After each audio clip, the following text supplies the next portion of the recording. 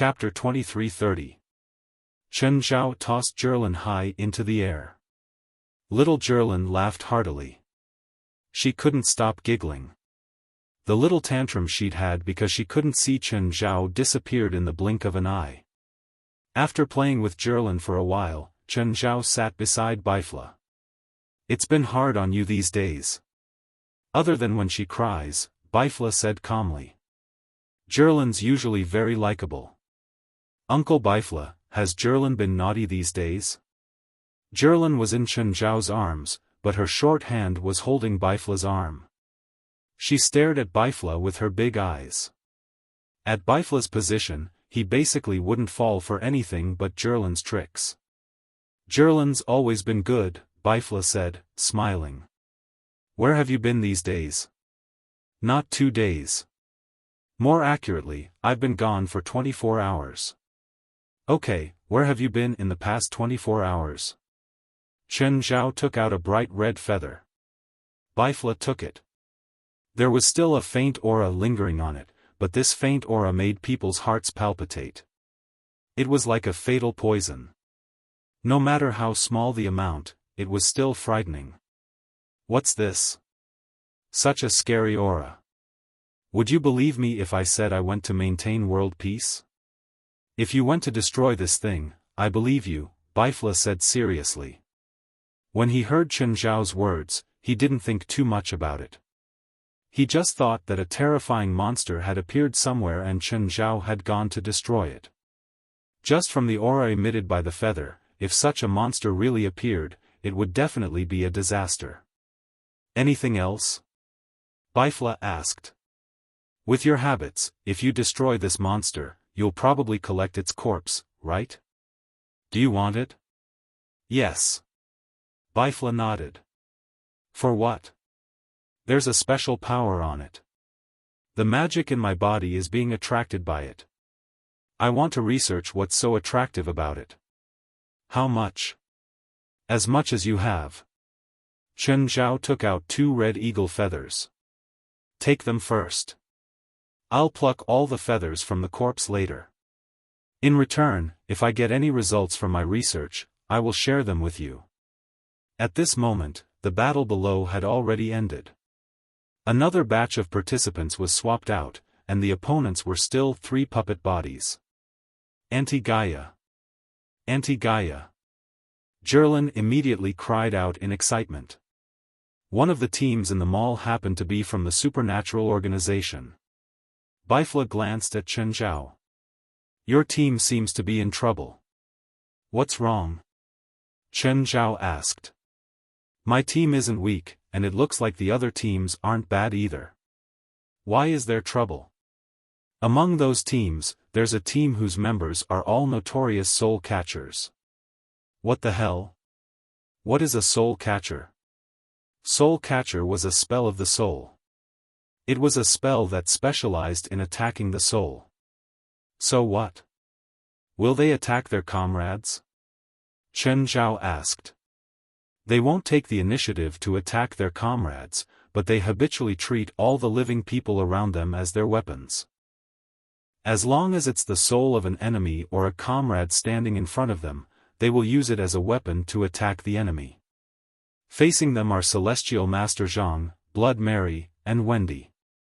No matter which one of them is a soul they can't absorb, so they will definitely attack the souls of the people around them." Chen Zhao frowned, but then he understood. "If my people fall here, it only means that they aren't skilled enough. I can't be blamed." Chen Zhao wasn't worried about their lives. Out of the 3 people in front of him, 2 of them were his friends. Even if Chen Zhao didn't do anything, the other 2 wouldn't just stand by and watch. Of course, it wasn't accurate to call them friends. They were more like friends. They discussed and communicated with each other. Soon, the battle began. 5 teams of 50 people began to launch a fierce attack on the 3 puppet bodies. But the 3 puppets were easily dispelled. Zhang Tianyi, 23rd Blood Mary, and Wendy's magic power were suppressed to the same level as the opponents. But their realms were still there. Their magic knowledge wasn't something the opponents could compare to. They even had much more battle experience than the opponents. So, it still wasn't a fair battle. For them, numbers were just barely enough to maintain an undefeatable situation. It was not a bargaining chip for them to achieve victory. Soon, the 50 people were cut off by the 3. Chen Zhao shook his head. There was indeed a clear difference. Zhang Tianyi, Blood Mary, and Wendy, who controlled the puppet bodies, had precise control over their magic. They forced the opponents to take out their trump cards. It feels like 3 boxers are beating 50 kids. Chen Zhao shook his head. Indeed. It feels like even though they have the same magic power level, the realm is too different. After that, the 10 soul catchers attacked their comrades who were on the same side. And the first to suffer was Morid from the supernatural organization. Because he wasn't prepared, Morid's soul was pulled out by one of the soul catchers and thrown to the other side. Chen Zhao frowned when he saw his subordinates being betrayed and hurt. Normally, Chen Zhao would really go up and beat them to death. But this was the arena and it was public. Furthermore, the other party's actions were allowed in principle. At most, it was a moral problem. So, Chen Zhao just sat there and clenched his fists. He really wanted to rush down and beat them up. But he resisted in the end. Forget it. I'm not watching anymore. In the end, Chen Zhao picked up Zhirlin and planned to leave. Great, I'm not going to keep watching either. Let's go, Bifla said, standing up. Aren't you going to wait for your team to go up? They've already gone up. 3 were eliminated. 7 advanced. Chen Zhao looked at the center of the arena. The supernatural organization's team would probably eliminate a few people too. But because the soul catchers had ambushed their comrades and used their soul attacks, the other teams immediately took revenge. This caused the situation to go out of control. The other teams didn't care about the 3 puppets at all. They all turned to the soul catchers. Walking to the edge of the audience seats, Chen Zhao couldn't help but look at the battle in the arena. A bunch of bastards who harm others without benefiting themselves, Chen Zhao cursed again. Their magic didn't have any effect. Instead, it messed up their formation. Plus, they weren't that powerful. They were beaten up by the other teams. The 10 soul catchers were all eliminated by their comrades. 9 Heaven's Divine Emperor. Chapter 23-31. Li Pan, where have you been these past 2 days? Ederson asked Li Pan. They'd heard that Li Pan had gone to work for Celestial Master Zhang. However, Li Pan's departure was extremely mysterious, and when she returned, she was also very mysterious. She didn't say a single word about where she'd gone. Nevertheless, everyone was still envious of Li Pan, who'd advanced directly. Work, Li Pan said. What work? Don't ask. Li Pan shook her head. She'd actually come out yesterday. However, she'd been hiding from her companions. She hadn't calmed down yet. She was worried that she'd blurt out everything she'd seen. If her companions found out, it might not be a good thing for them. Would Chen Zhao kill her to keep her quiet? Very likely. Forget it, Ederson said. You can tell us when you want to. As long as you're fine. How was your trial? Li Pan asked. Ederson shook his head bitterly. We were all eliminated. The trial this time was too difficult. Just then, Ederson's phone rang. Hey, Cliff. Ederson, Amber and I are in trouble. Can you lend us some money? Huh? What trouble? Where are you now? We're hiding in a small hotel. Give me the address. I'll go pick you up. After getting the address, Ederson hung up the phone. What happened? My friend, Amber and Cliff, whom you've met before. They seem to be in some trouble. I'll go pick them up now. Do you know what's going on? Not sure yet. Let's go together. Maybe I'll be useful. Edgerson thought for a moment and then nodded. The two drove to the hotel where Cliff and Amber were hiding. They found their room and pushed the door open. It was dark inside. The couple looked rather disheveled. There were also injuries on their faces. They seemed to have just fought with someone. Cliff, Amber, what happened to you? It's only been 3 days. How did you end up like this? Amber and Clive wanted to cry, but no tears came out. 2 days ago, we were driving on the street and got into a car accident. Car accident? I suspect that it was not an accident at all. It was a scam. Ampa said indignantly, that guy deliberately rushed into the road. Is it a scam? Edgerson looked at Clive. I'm not sure. When the guy was hit by the car, he immediately jumped up and demanded compensation from us. We wanted to call the police, but he was very angry. He demanded compensation from us and prevented us from calling the police. At that time, we were also in a hurry and didn't want to continue entangling with that guy, so Ampa used the soulless spell to make that guy forget about the car accident for a short time. Edgerson and Lapon could understand. They were all spiritualists. Normally, they wouldn't attack ordinary people. But if he encountered some trouble, the first thing he would think of was to use magic to solve the problem. It wasn't just Cliff and Ampa, most spiritualists were the same.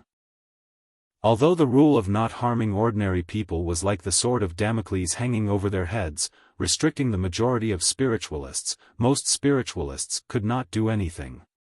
However, most spiritualists had tried to play around the edges.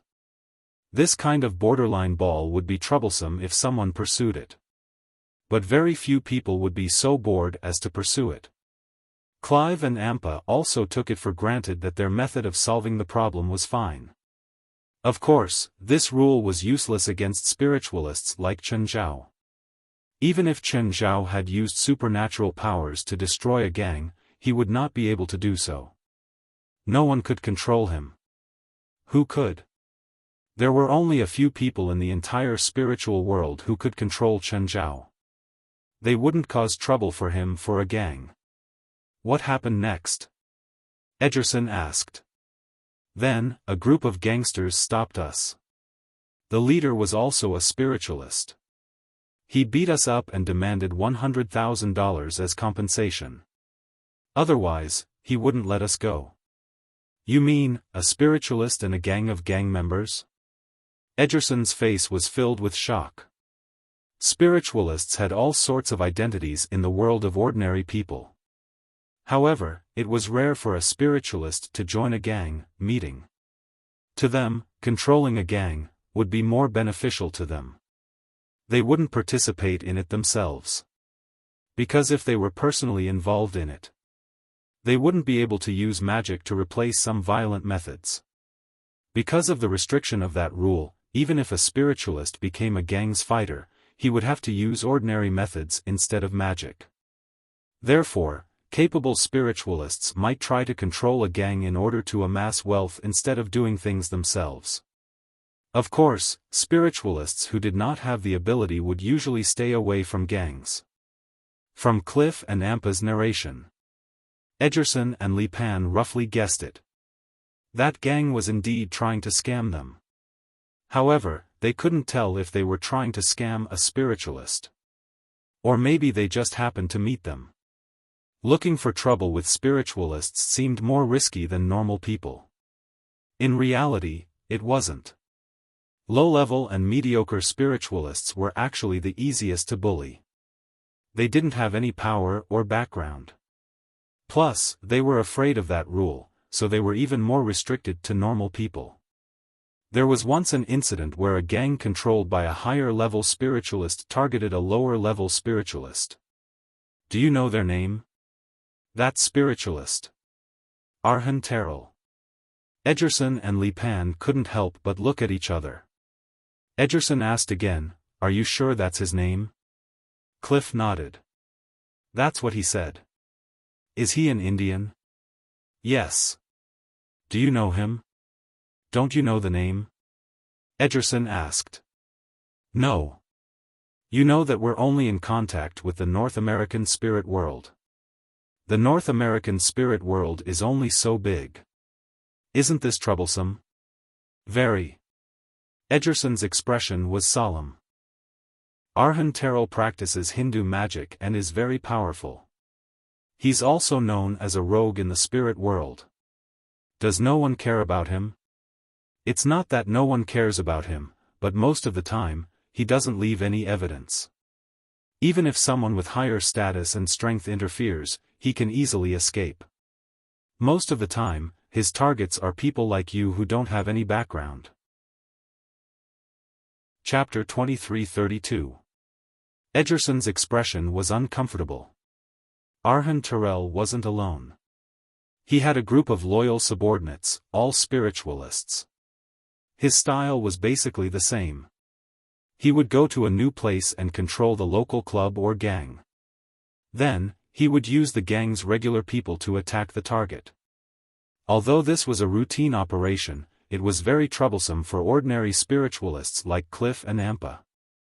They would be bullied by regular gang members. If they dared to use magic to resist, they would be attacked by Arhan Terrell's trusted subordinates. Or they could threaten them directly and use their fear of rules to blackmail them. The targets they chose were all low-level spiritualists. They had no strength or background and were easy to bully. Once they chose the wrong target, they would decisively give up and retreat. This was why they could get away with it for so long. Edgerson really wanted to help Cliff and Ampa, but Arhan Terrell and his subordinates weren't people he could go against. Li Pan was silent for a long time. Finally, he said, "I'll see if I can find someone to help you solve this problem." Edgerson turned to look at Li Pan in surprise. "Do you know anyone who can solve this problem?" "Yes," Li Pan said. "If he's willing to help, it'll be solved." "It's Celestial Master Zhang?" Li Pan shook his head.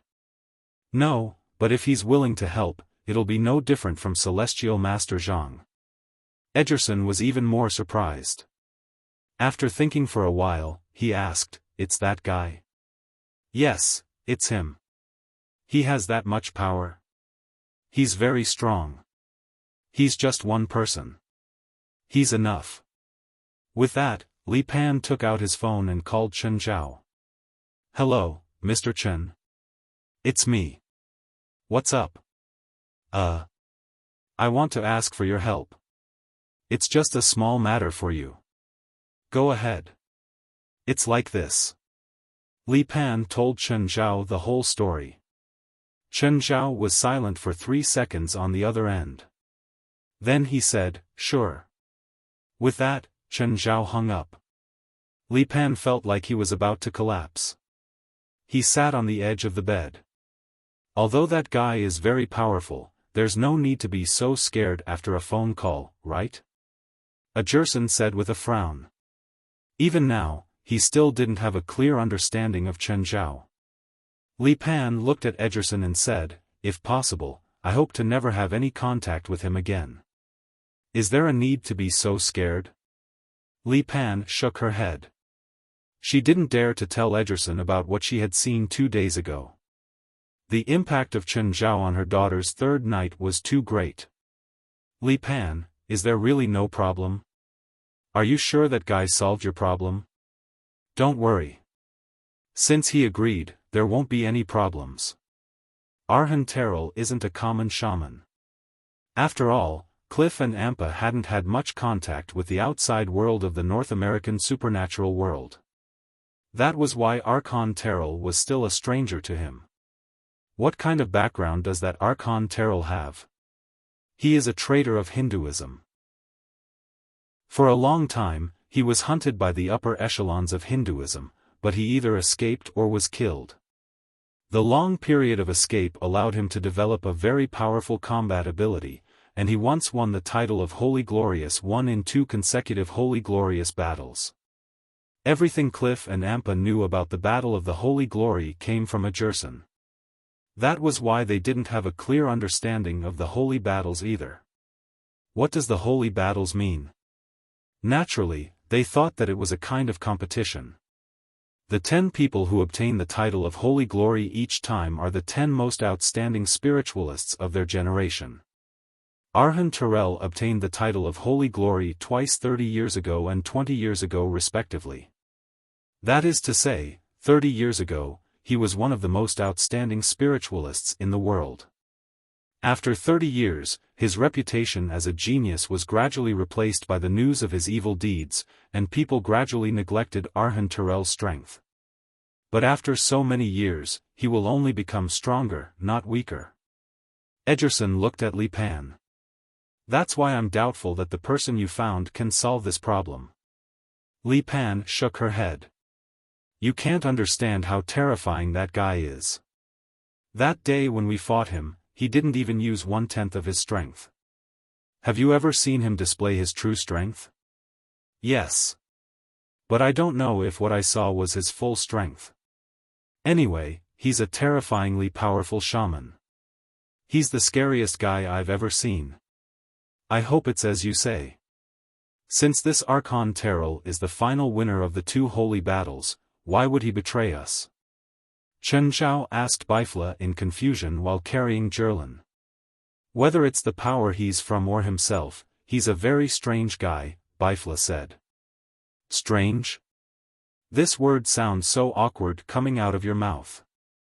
Because when we talk about Archon Terrell and the power behind him, I can't think of any other word other than strange. Seems like the story behind this must be very interesting. Arhan Terrell is from a lower caste, and his wish is to marry a woman from a higher caste. He has taken a fancy to his teacher's daughter, and his teacher has promised him that if he can obtain the title of Holy Glory, then he will let his daughter marry him. Hearing this beginning, I think it's a poignant love story. But in reality, it's not a love story, but a farce, Bifla said. Bifla said, he obtained the title of Holy Glory for the first time and went to his teacher, hoping that his teacher would agree to his request. His teacher also agreed to his request, but after marriage, he discovered that his wife was not a virgin. Although he was very unhappy, he eventually swallowed his anger and pretended that none of this had happened. Not long after, they had a child. Not long after? Yes, it's exactly what you think. And then? While he was participating in the Second Holy Glorious War, his wife got pregnant again. Is it what I think? Yes, his wife's second child isn't his either. Chapter 23:33. People were always curious about gossip. Chen Zhao was the same. Especially when it was a farce or a tragedy, it was a comedy in the eyes of a bystander. Arhan Terrell isn't an idiot, but his decisions are often like that of an idiot, Bifla said. Bifla said, because his wife cheated, he found the cheater and blackmailed him, hoping to get a large sum of compensation. Chen Zhao was speechless. His wife's lover is very rich and very powerful. Of course, he wouldn't be willing to give money to Arhan Terrell, so he bribed his teacher. After his teacher got the money, he actually helped an outsider to deal with his son-in-law, his student. When Arhan Terrell found out that his wife's cheating partner would rather give the money to his teacher than compensate him, he was furious. He went to his teacher to ask for a share of the money, but his teacher refused. Chen Zhao couldn't understand Arhan Terrell. His wife had put a dirty hat on him, but he wasn't moved at all. Instead, he was using this to get benefits. Then his teacher unilaterally announced that Arhan Terrell had betrayed the sect. At that time, Arhan Terrell didn't do anything against the sect, but he became a traitor. Isn't Arhan Terrell a little too obsessed with money? He's from a low-caste family. He's lived in the slums since he was young. To him, marrying a high-caste woman and earning a lot of money is his life goal. Under the caste system, high-caste women can't marry low-caste men. I can't believe he has such a big goal. To an outsider like Chen Zhao, the caste system was just a joke. But after he left the sect, he blackmailed that rich man for a large sum of money. This time, there were no restrictions, so he didn't have to worry when he blackmailed. In the end, he still gained a lot. Because of this, he fell in love with the benefits of blackmail. In the past decade, he's been blackmailing people. Does no one care about him? That's why I said he's actually a smart person. He's like a fish in water when it comes to blackmailing. He can always avoid the big shots and doesn't leave any evidence. Before they knew it, the two had arrived before a manor. There was a wooden sign at the door with standard slang written on it. Because Chen Zhao had interacted with the gangs in LA before, he could recognize some of them. There was a graffiti of a rabbit holding a shotgun and a smile on the wooden sign. However, Chen Zhao and Bifla didn't care about such slang. What does the pattern on this sign mean? Do you know that there was a war between humans and animals in Australia? I don't know. Bifla shook his head. Due to the rapid reproduction of Australian rabbits, a large number of fields were destroyed by them.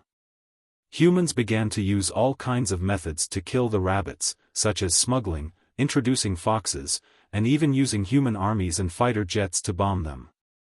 In the end, all of them ended in failure.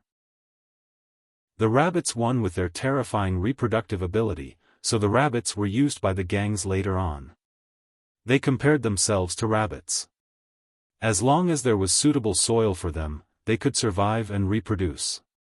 Nothing could destroy them, and all their enemies would fail. What an arrogant declaration. Just as they were about to enter the manor, they were stopped by the gang members at the gate. The gangster who came out from the guard post had a gun at his waist without hiding it. "Stop, who are you people?"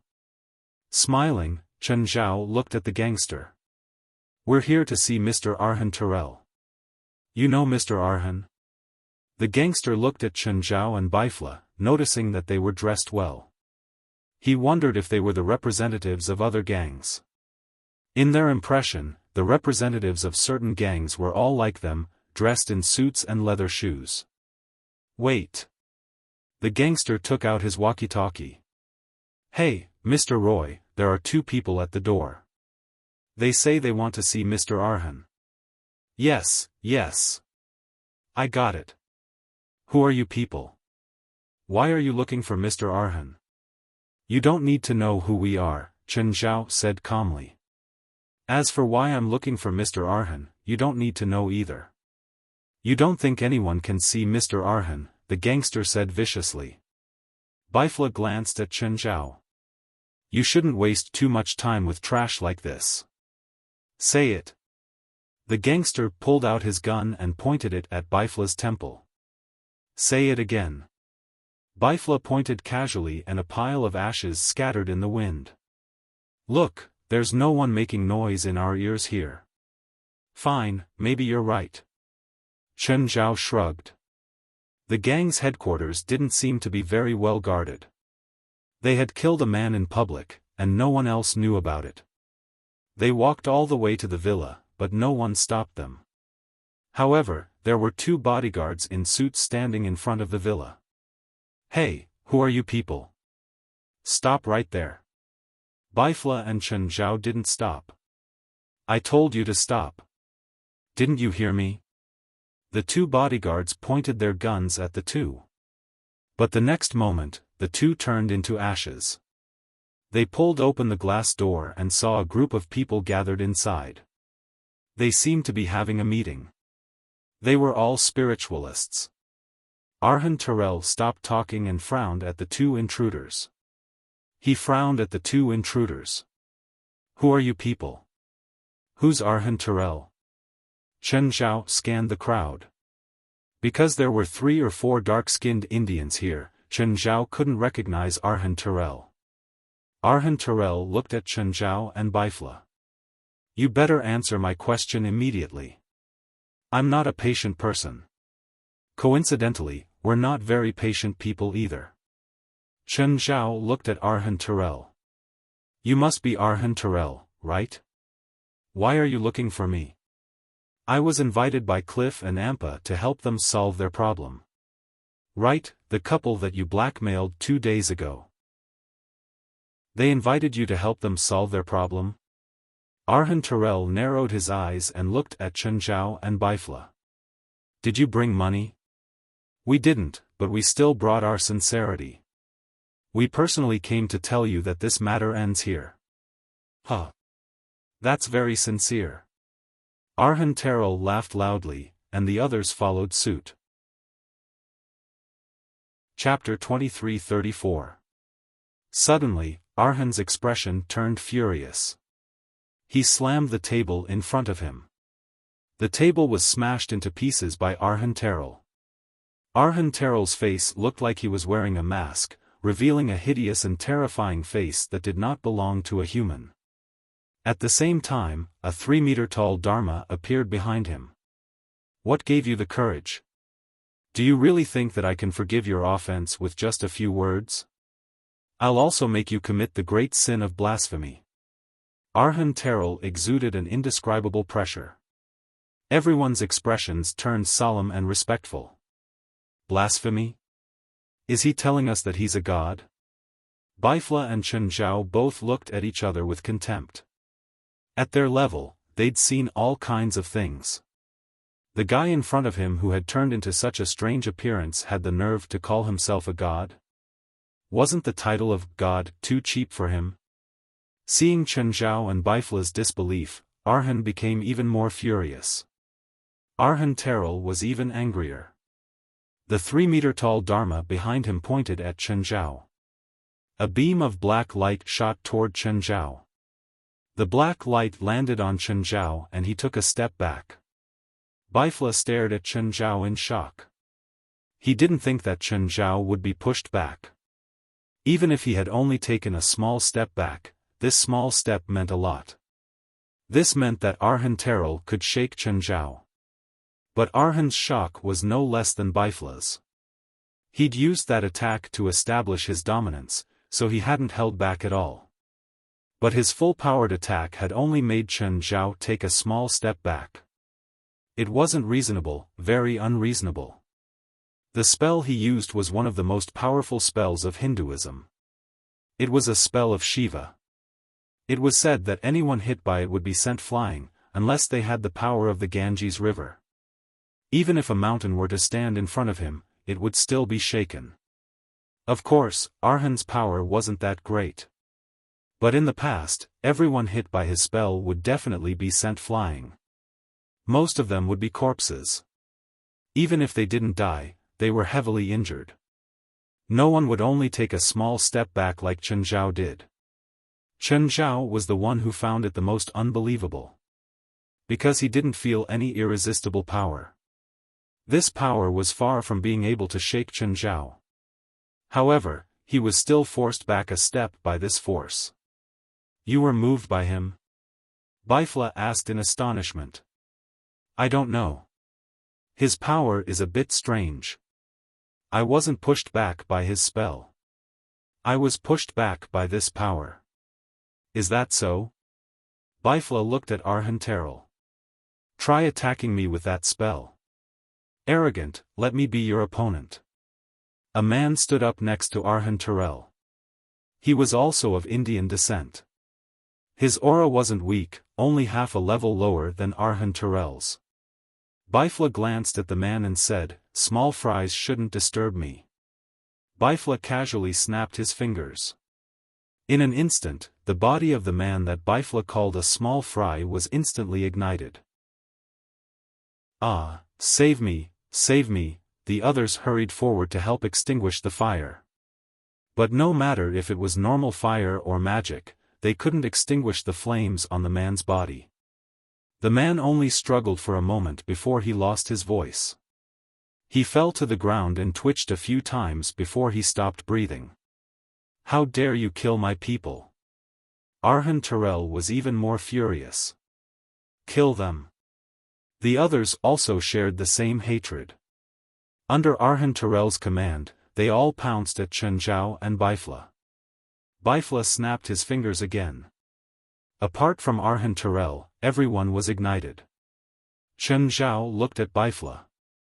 Did you create this spell based on a supervillain in a movie? I've been using this spell for a long time, Bifla said proudly. If someone had to copy someone, it would be him. However, Arhan Terrell wasn't so happy. The dozen or so spiritualists present were all weaker than him. But most of them were very strong. Even Arhan Terrell didn't dare to say that he could defeat 3 at once. Not to mention everyone else. But so many of his subordinates were ignited with a snap of Bifla's fingers. This made him feel a chill rising from the soles of his feet. Who exactly are you? I told you, we're here to mediate. I won't cause trouble for that couple anymore. You can leave now. Arhan Terrell tried his best to remain calm. In fact, his legs were trembling. Don't you understand what I said? Bifla said calmly. Use your spell to attack me. Arhan Terrell's expression was solemn. Don't force me. If I use my trump card, it won't benefit any of you. If you don't attack, it won't benefit you at all. Fine. Just you wait. Arhan Terrell snorted. The 8-foot-tall image behind him suddenly turned into 3 heads and 6 arms. Each of the 6 arms of the Dharma idol was holding a weapon. It looked like Shiva, one of the 3 supreme gods of Hinduism. The body facing them held a black bead in its left hand. The black bead suddenly shot out a beam of black light. The black light landed on Bifla. Bifla took 3 steps back. Arhan Terrell and Bifla were both surprised. Arhan Terrell had used a lot of magic power just now. It was many times more powerful than before. But such a powerful attack only made Bifla take 3 steps back. It's indeed a special power. Bifla patted his chest. He wasn't injured either, but he was still very interested in this power. Both Chen Zhao and Bifla could feel how special this power was. It was clearly many times weaker than them. But it could shake the 2 of them. Are there any other spells? Bifla said. Let me experience it. Bifla and Chen Zhao just wanted to experience it. But in Arhan Terrell's ears, it sounded like naked humiliation. In the past, when he used this move, his enemies would either die or be injured. Chen Zhao and Bifla were 2 exceptions. Arhan Terrell took a deep breath. The 8-foot-tall image behind him turned around. Its expression was ferocious and its eyes glowed red. Seething fire. The attack of the 8-meter Dharma idol landed on Bifla's body. But Bifla didn't feel anything. Chapter 23:35. The seething flame could make the opponent's blood boil. But Bifla remained unmoved, allowing the flames to burn its body. Be it inside or outside of his body, he couldn't feel anything. More accurately, it didn't make Bifla feel uncomfortable. Bifla himself was a master of playing with fire. Bifla shook his head. Changed to another spell. This one is too weak. Arhan Terrell was both embarrassed and angry. How could his magic be called too weak? But as he continued to try other spells, to his horror, he realized that the magic he'd once been proud of was completely meaningless to Chen Zhao and Bifla. Arhan Terrell was treated as a toy by Chen Zhao and Bifla. Apart from incantation, all other spells were useless against Chen Zhao and Bifla.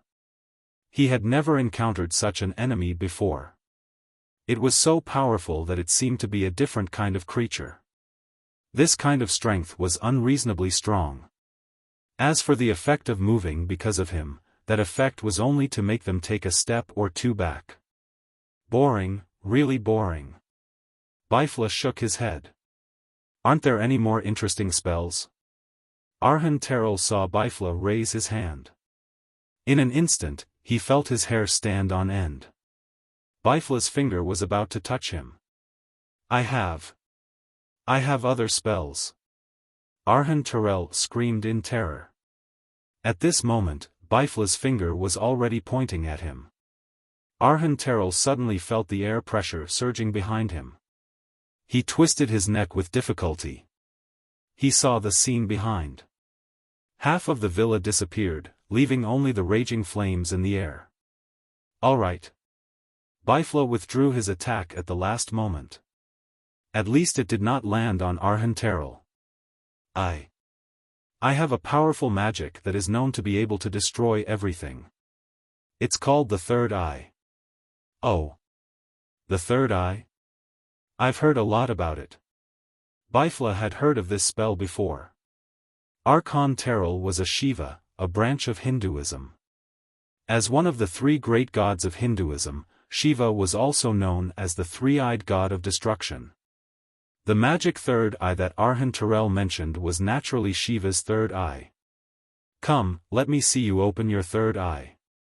Bifla beckoned with his finger. I can't use it. Arhan Terrell looked at Bifla with a troubled expression. Are you toying with me? Bifla's tone instantly turned cold. No. I have the cultivation method for the third eye, but I can't cultivate it. Arhan Terrell quickly said, I'm willing to give this magic book to the two sirs. Arhan Terrell hurriedly took out the magic book he had kept for himself. Bifla flipped through it a few times and then threw it at Arhan Terrell's face. My lord, this is real. This is authentic. I didn't lie to you. Bifla said calmly, of course I can tell if it's real or fake, but I feel that you're lying to me. The magic of Hinduism can only be practiced by believers. I'm not a believer of Hinduism. Chen Zhao picked up the magic book with interest and flipped through it. But the magic books were all written in ancient Sanskrit. Even someone with pure Indian blood wouldn't be able to understand it, let alone Chen Zhao. Bifla, why can Hinduism's magic only be practiced by believers? In Chen Zhao's impression, the magic of other religions didn't seem to be restricted by beliefs. For example, there were people in the church who practiced dark magic. There were also many outsiders who practiced holy light magic. This is a world wall that Hinduism set up.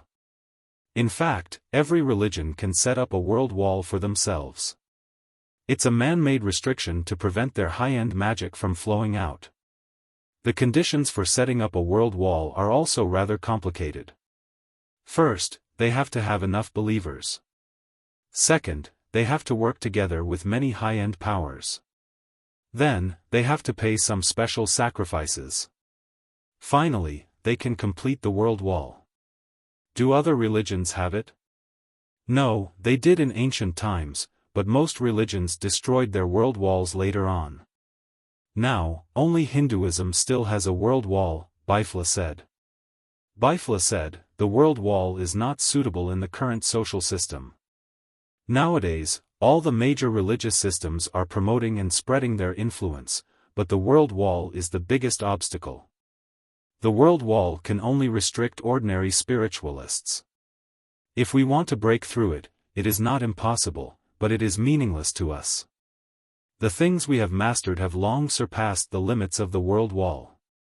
Arhan Terrell knew about the world barrier, and that was precisely why. When he heard Bifla say that they both had the ability to surpass the world wall's restrictions, he couldn't help but shiver. As a believer of Shiva, he was willing to take out the magic book so easily because he knew that they couldn't learn or comprehend the contents in the book. But Bifla said that they had the ability to break through the world wall. This made him panic. I'll study this book when I'm free. It's useless to you too. Trust me, Bifla said. Bifla said, your strength is enough to break through the barrier, but breaking through the barrier also requires a huge amount of resources, or even the strength of a country. Those religions can break through the barrier because they have accumulated wealth for generations, but your little bit of wealth is not worth mentioning in front of the resources needed to break through the barrier. Do we have to pay such a huge price? Chen Zhao frowned. Yes.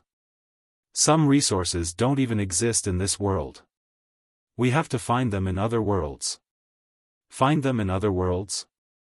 Chen Zhao was even more surprised. Could other people go to other worlds? Of course not directly. We have to exchange with alchemists. For example, we need a huge amount of demon gold. There isn't that much demon gold in the modern world, so we have to use alchemists' exchange spells and the huge amount of resources in the modern world to exchange for demon gold. So, this spell is completely useless? At least it's useless for you and me, Bifla said. Chen Zhao shook his head in pity. He looked at the magic book in his hand. For some reason, he just felt that this thing was good. Huh? You seem to care about this magic book. I feel that it's good. Really? You actually feel that? Looks like this magic book is indeed good. Bifla didn't disagree. Instead, he agreed with Chen Zhao. Chapter 23:36. Since you've taken the spell book, then he's my trophy, Bifla said, pointing at Arhan Terrell. Him? Spoils of war? Is there something wrong with your understanding of trophies? That spell of his is very interesting. Aren't you curious as to why that spell could shake you? Chen Zhao glanced at Arhan Terrell. He was indeed curious. After all, Arhan Terrell was so weak, but he could shake Chen Zhao with a spell. What if someone else used the same spell? What if it was Bifla instead? Chen Zhao had to admit that this spell also made Chen Zhao jealous. However, he couldn't just stuff all the good stuff into his pocket. I'll study his spell and you study the third eye spell.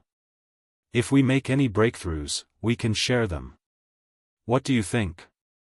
Sure, Chen Zhao agreed readily. The two didn't care about Arhan Terrell's attitude at all. His personal opinion wasn't important either. Then, Chen Zhao took out his phone and called Li Pan. Okay, it's done. Li Pan didn't expect it to be over so quickly. However, thinking of Chen Zhao's strength, Li Pan felt that it was reasonable. Where's that Arhan Terrell? Is he dead or alive? He's alive now, but I'm not sure how long he can live. My friend thinks he's fun, so he brought him back, Chen Zhao said calmly. Li Pan remembered that she'd seen Bifla beside Chen Zhao before. That person didn't communicate with Chen Zhao. Even if he wasn't as scary as Chen Zhao, his status and strength wouldn't be too far off. From Chen Zhao's tone, it seemed like he didn't even have to worry about the consequences. After hanging up, Li Pan looked at Ederson, Amber, and Cliff. It's done. Done? So fast? Ederson's reaction was exactly the same as Li Pan's. It had only been an hour or so. It was done just like that? Could that guy be one of Li Pan's friends? Cliff and Amber were thinking the same thing. They didn't know who Li Pan had asked for help.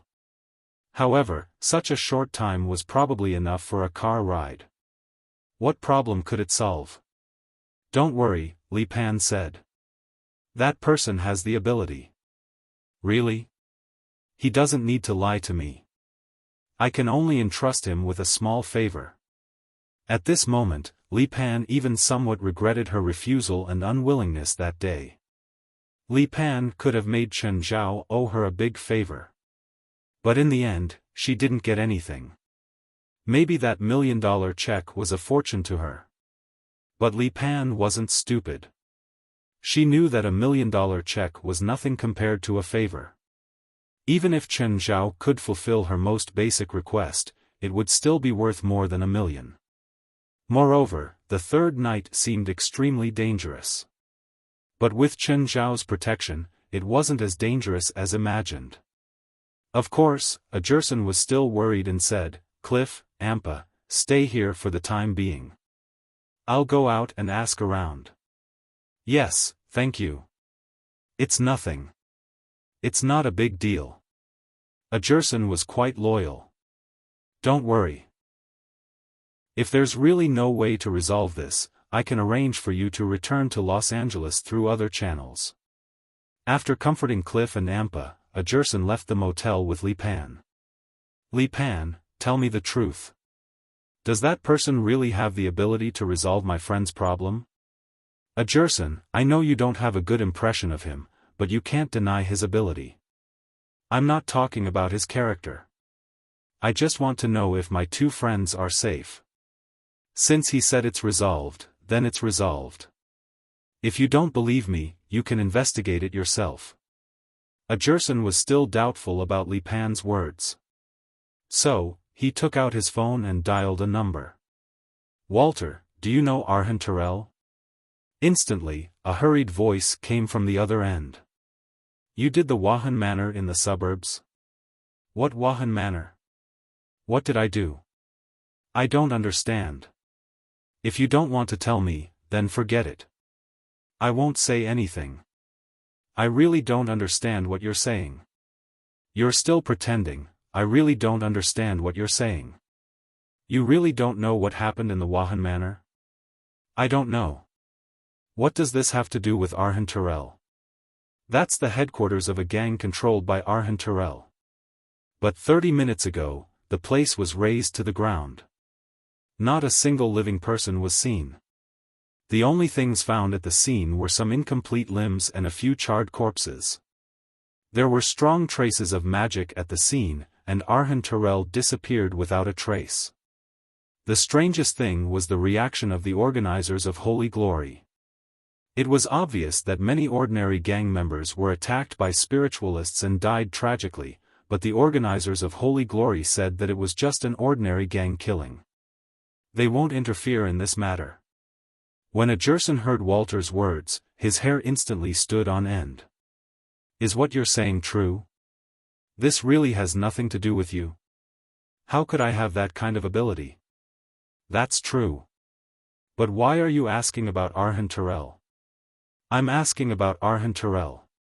You've already told me everything, Jerson said solemnly. Fine, I'm sure now that you're playing with me.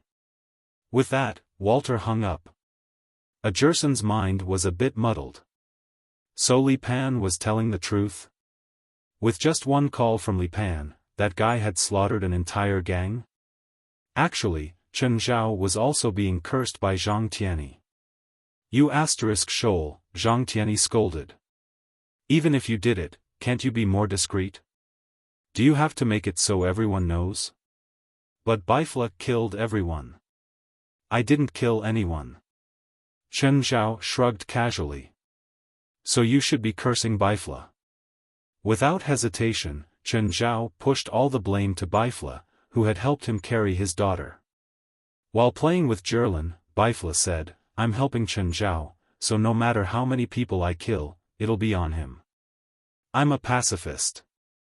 I told you to stop killing, but you can't stop yourself. Celestial Master Zhang, do you believe him? Chapter 2337. Zhang Tianyi clearly didn't believe him. Bifla's words couldn't be trusted either. But it didn't mean that Chen Zhao's words could be trusted. Chen Zhao was very murderous. It was normal for Bifla to kill all the gangsters. But it would be bullshit to say that Chen Zhao had stopped him. Their circle was only so big. Everyone knew each other. I've already suppressed this, but the impact is very bad. Chen Zhao and Bifla acted as if nothing had happened. Zhang Tianyi's words went in one ear and out the other. I didn't find Arhan Terrell's body in Wahan Manor, Zhang Tianyi asked. Where did he go? Chen Zhao looked at Bifla. He was obviously trying to sell Bifla out. Zhang Tianyi looked at Bifla. Where is he? What? Did someone ask you for him? Bifla asked.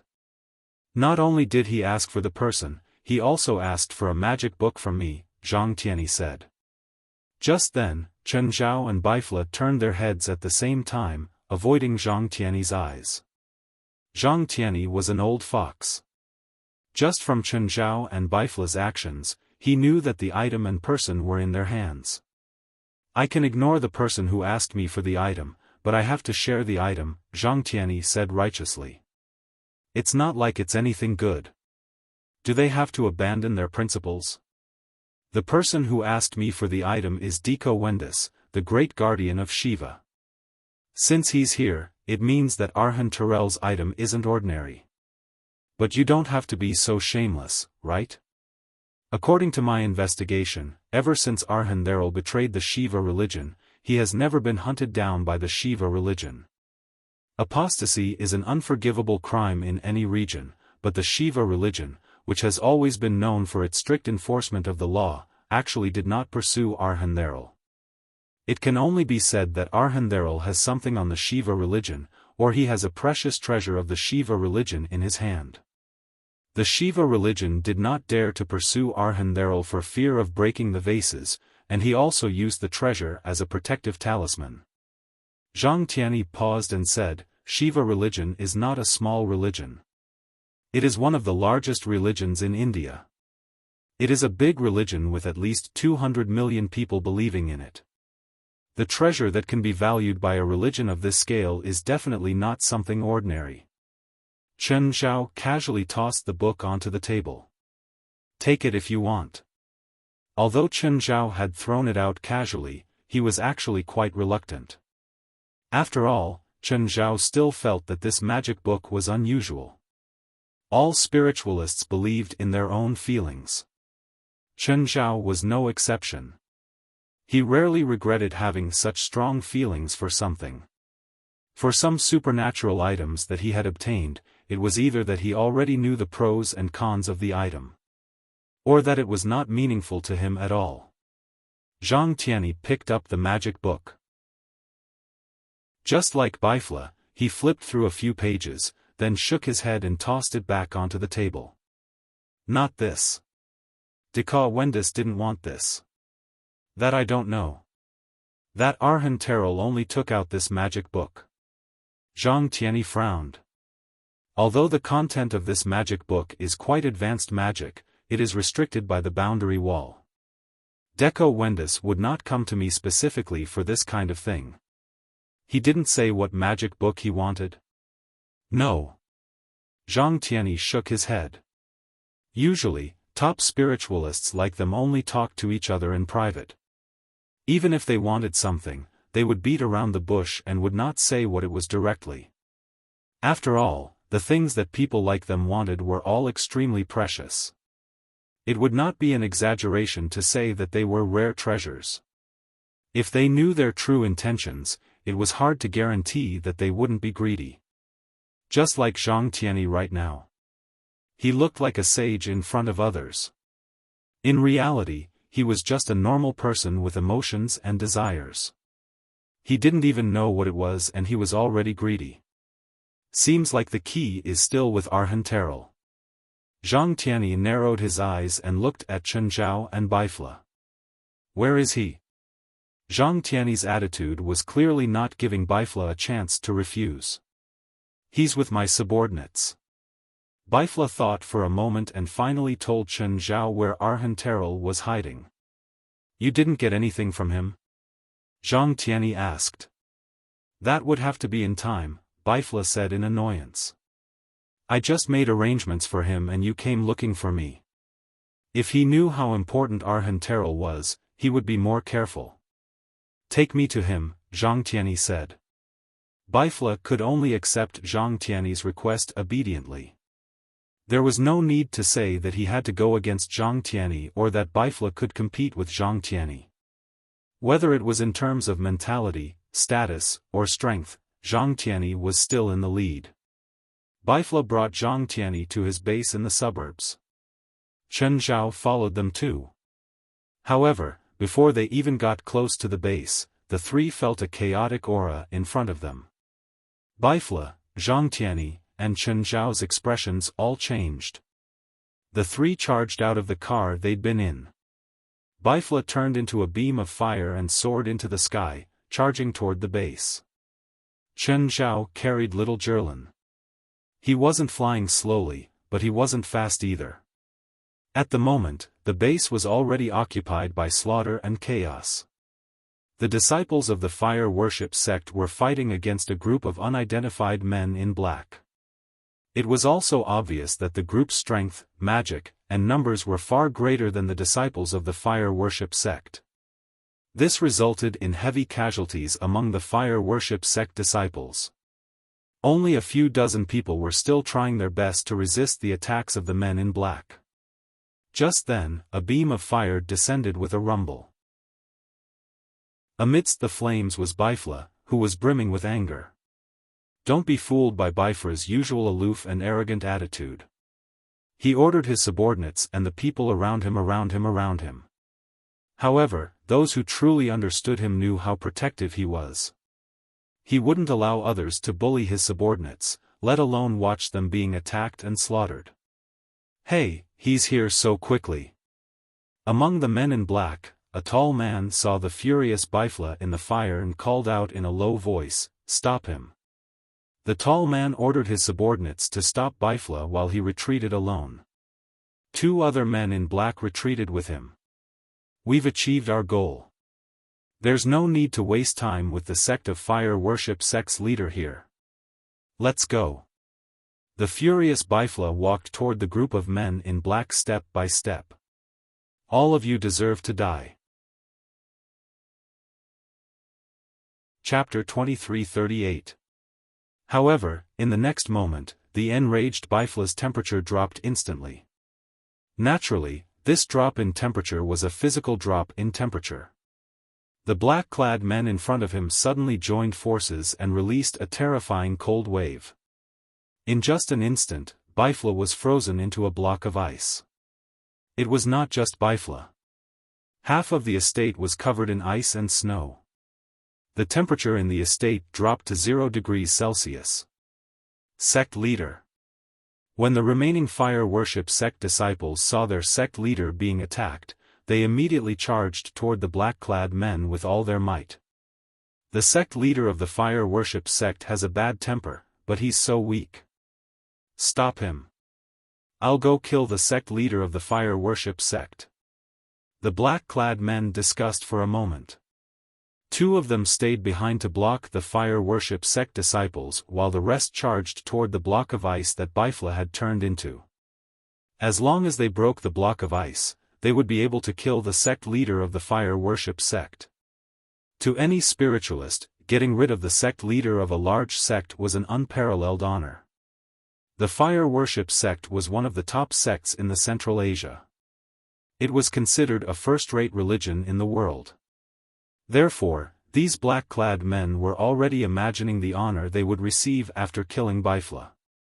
However, at this moment, the block of ice suddenly exploded. Countless ice shards flew in all directions. Everyone at the scene was so frightened that their expressions changed drastically. However, the strange thing was none of the fire worship sect disciples were injured by the ice shards that flew in all directions. None of them were injured no matter how close they were to the ice shards. On the other hand, the black-clad men who were close to the ice shards had turned into beehives. Those who were further away were injured as well. Bifla's eyes were wide open, filled with indescribable fury. The temperature in the fire worship sect's estate was rising rapidly. It was not accurate to say it was rising. It was turning into a purgatory. The rage in Bifla's eyes seemed to want to burn all of his enemies to ashes. When the fire worship sect disciples saw their sect leader unleashing his invincible might, they knelt on the ground in excitement. They could feel Bifla's warmth. The flames did not harm them at all. Instead, they were healing their injuries. However, to the black-clad men, it was an unprecedented pain. Bifla could kill all of them at any moment. But he didn't. What he needed now was to vent his anger. The clothes of the men in black began to melt and stick to their skin. Let alone attacking Bifla, they couldn't even face Bifla right now. The 3 men in black who had escaped first were flying forward at high speed. One of the women pulled down her veil and looked in the direction of the fire worship sect's estate. At this moment, the fire worship sect's estate was engulfed in flames. Although they were a few kilometers away, they could still feel the scorching aura and terrifying pressure coming from behind them. "Brad, it looks like those people won't be able to stop the sect leader of the fire worship sect for long. Fortunately, we made a move first. If we were to face the sect leader of the fire worship sect, our outcome might not be any better than those fellows. At this moment, a figure appeared in front of them. The moment the three men in black saw that figure, their scalps went numb. Zhang Tianyi, the #1 expert in the supernatural world. The sect leader of the fire worship sect was like a little brother to him. At this moment, Zhang Tianyi was flying in the air toward the fire worship sect's estate. However, when he saw the three people running over, he couldn't help but slow down. Yo! Zhang Tianyi chuckled. The expressions of the three men in black were unprecedentedly grim and nervous. Brad. The woman who took off her veil softly snorted. I know. Brad also took off his veil. He deviated from his original direction and blocked Zhang Tianyi's way. Greetings, Lord Celestial Master. Zhang Tianyi stopped as well. He looked in another direction and saw two graceful figures flying past him. TSK. What a pity. I prefer to fight young and beautiful girls. Zhang Tianyi had a regretful expression on his face. Lord Celestial Master, I know I'm no match for you. However, please stop for the time being. Since Bifla wants to spare your life, don't make a move. Just obediently surrender. Lord Celestial Master also has times where he miscalculates. We're here not because the sect leader of the fire worship sect wants to spare our lives. It's because he doesn't have the ability to keep us here. We're leaving openly in front of him. He. Zhang Tianyi laughed mockingly. You? Leaving openly in front of Bifla? Aren't you overestimating yourselves? If Bifla isn't willing, none of you will be able to escape. The sect leader of the fire worship sect is only SOSO. If he really had the ability, he would have caught up to us by now. He didn't chase us because he's currently transforming into a demon. He doesn't want me to see him losing control. At the same time, he doesn't want to kill you because he lost control. It's not that he doesn't have the ability to chase us. If he doesn't even know Bifla's strength, how can he escape from him? Lord Celestial Master, do you know that I'm holding you back now? Brad said with a smile. My attitude is the same. Unless I'm willing, those two girls won't be able to escape from me. Then why did you let them go? Because there's an even worse fellow waiting for them behind. An even worse fellow? Is there anyone more terrifying than Lord Celestial Master in this world? I don't know if he's scarier than me, but he's definitely everyone's nightmare.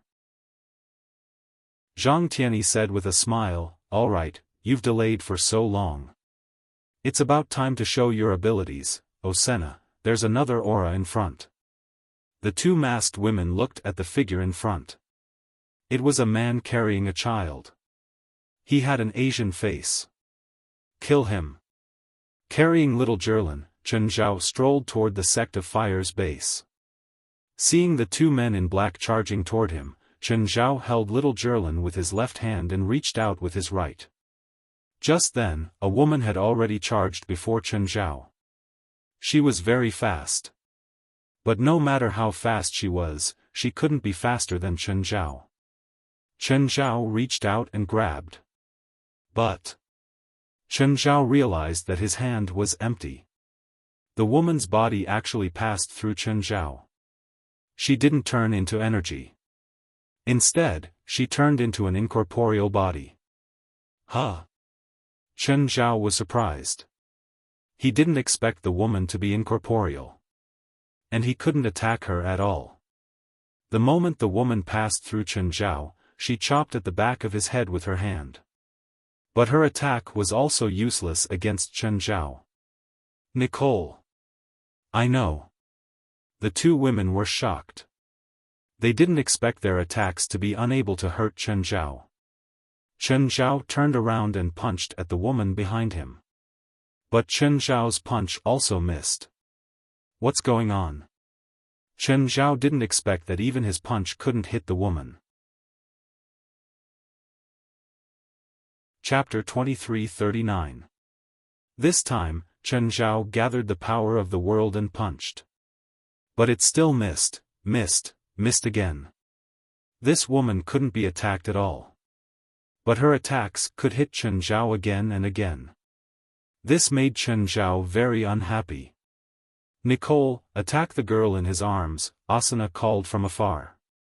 Nicole immediately turned to attack Zhirlan in Chen Zhao's arms. Chen Zhao was instantly enraged.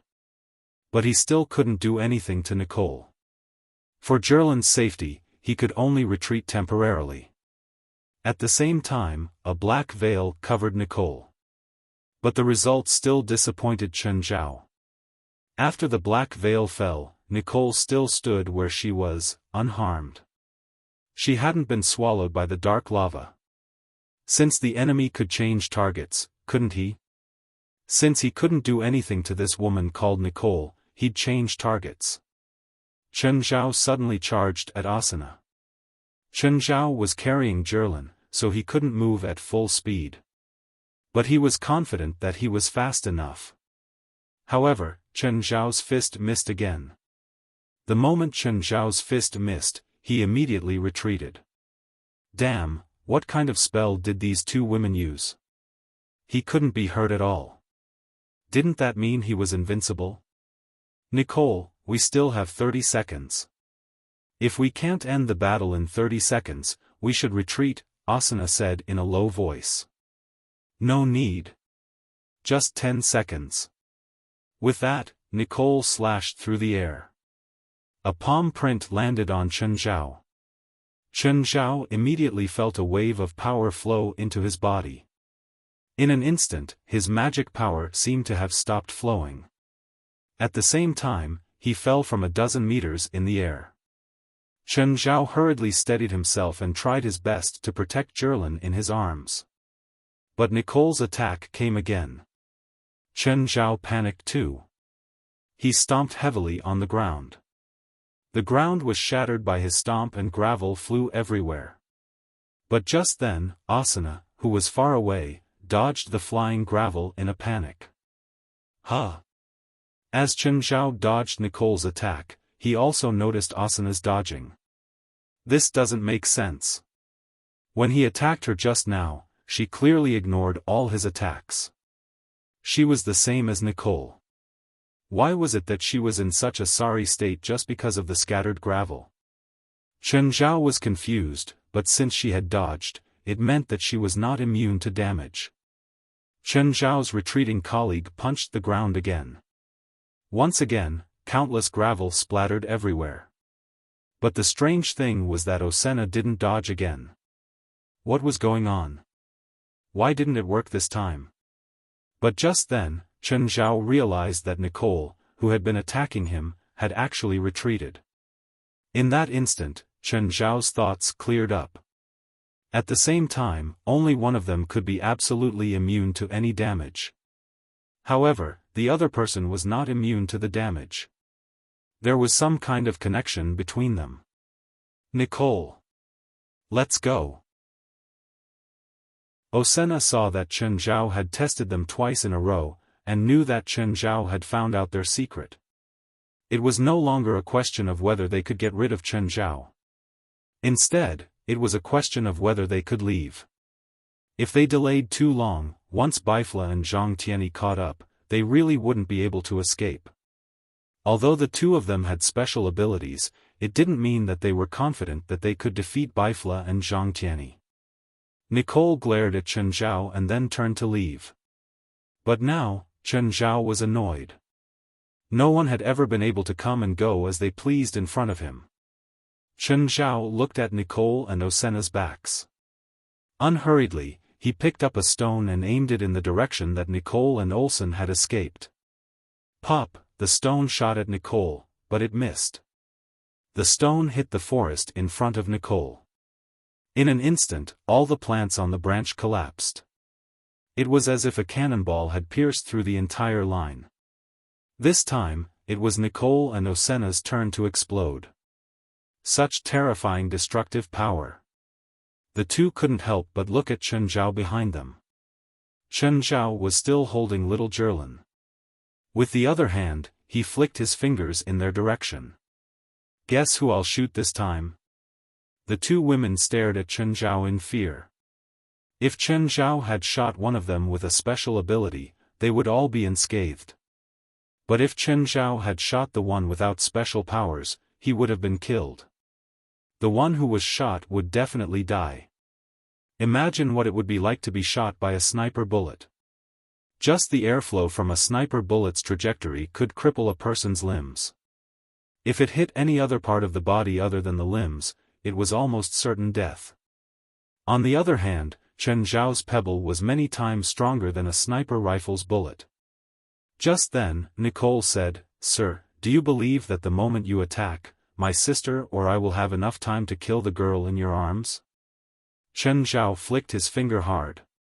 Pop, boom, amidst the terrifying sound waves, there was an unparalleled impact. However, the stone missed again. But this lethality still scared Nicole and Asuna.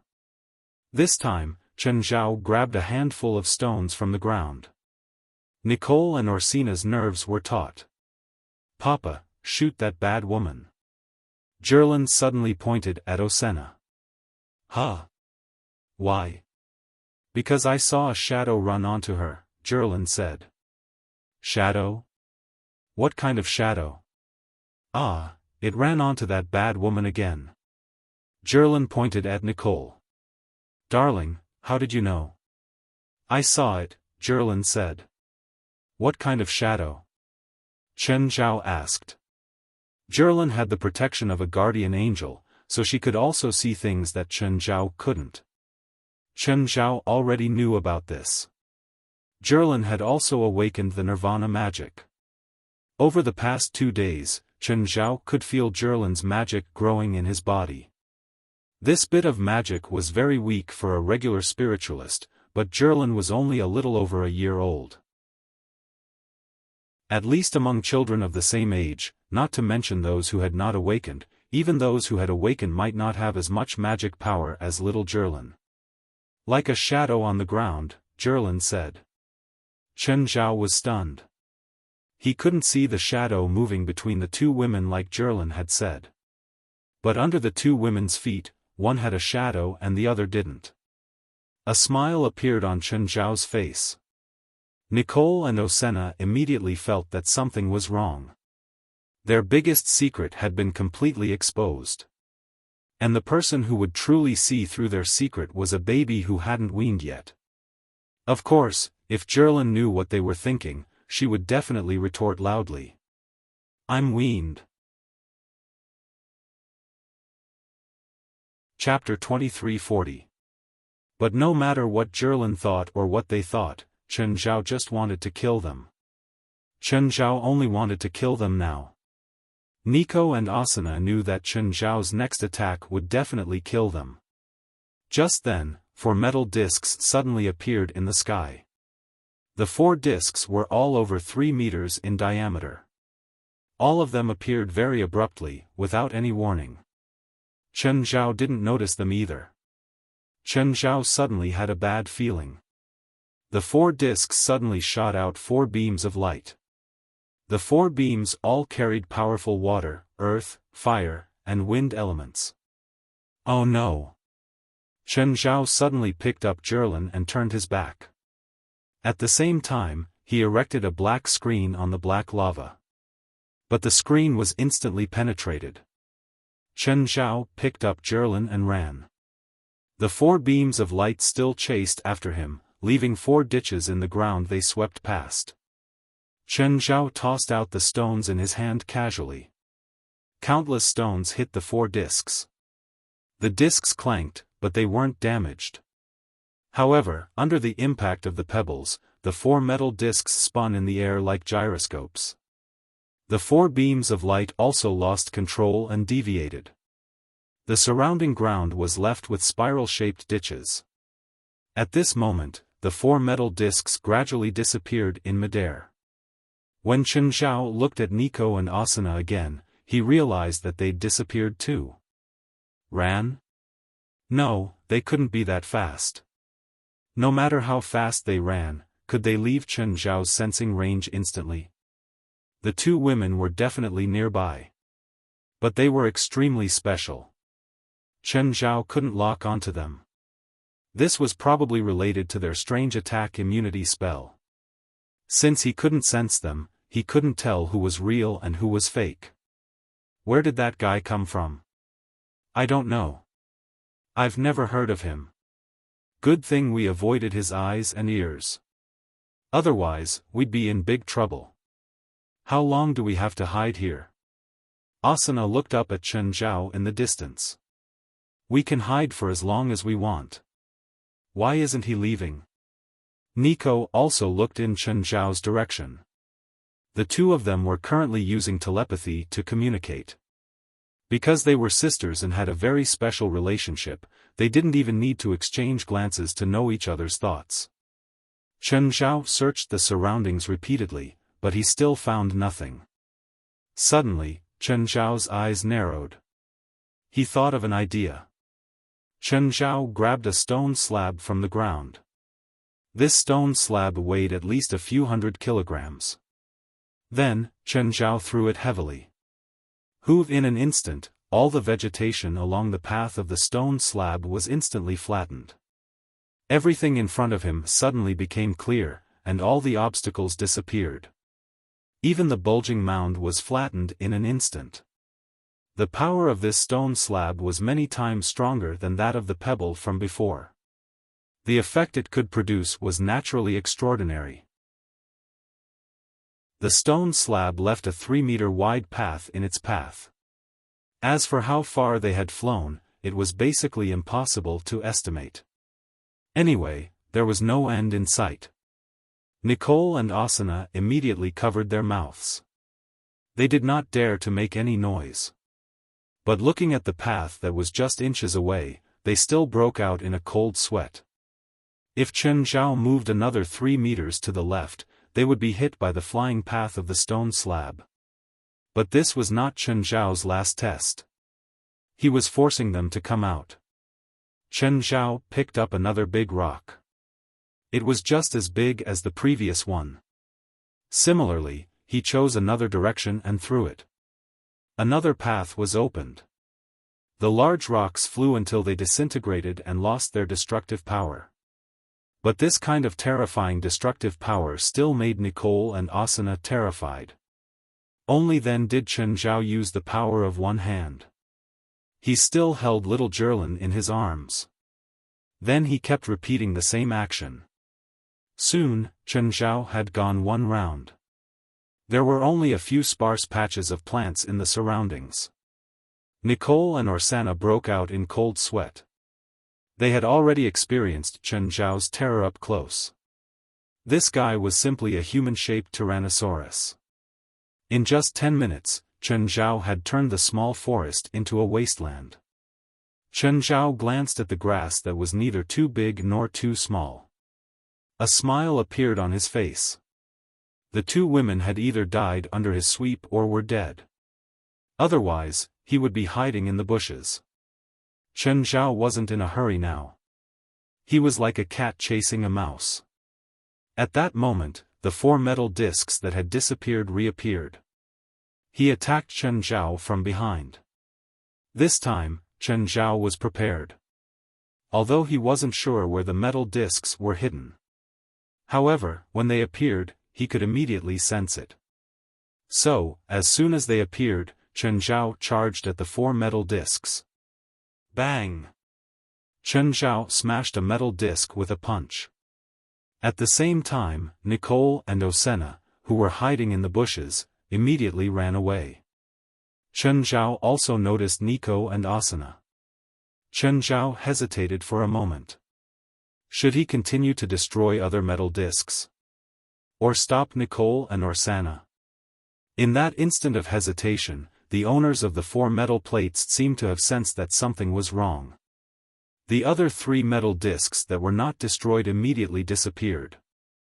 Chen Zhao wanted to keep the remaining 3 metal discs, but he failed in the end. Suddenly, a cloud of fire spread from the horizon. From the cloud of fire, a fireball landed on the ground, blocking Nicole and Asuna. The moment the fireball landed, a ring of fire ignited on the ground. It enveloped everyone within it.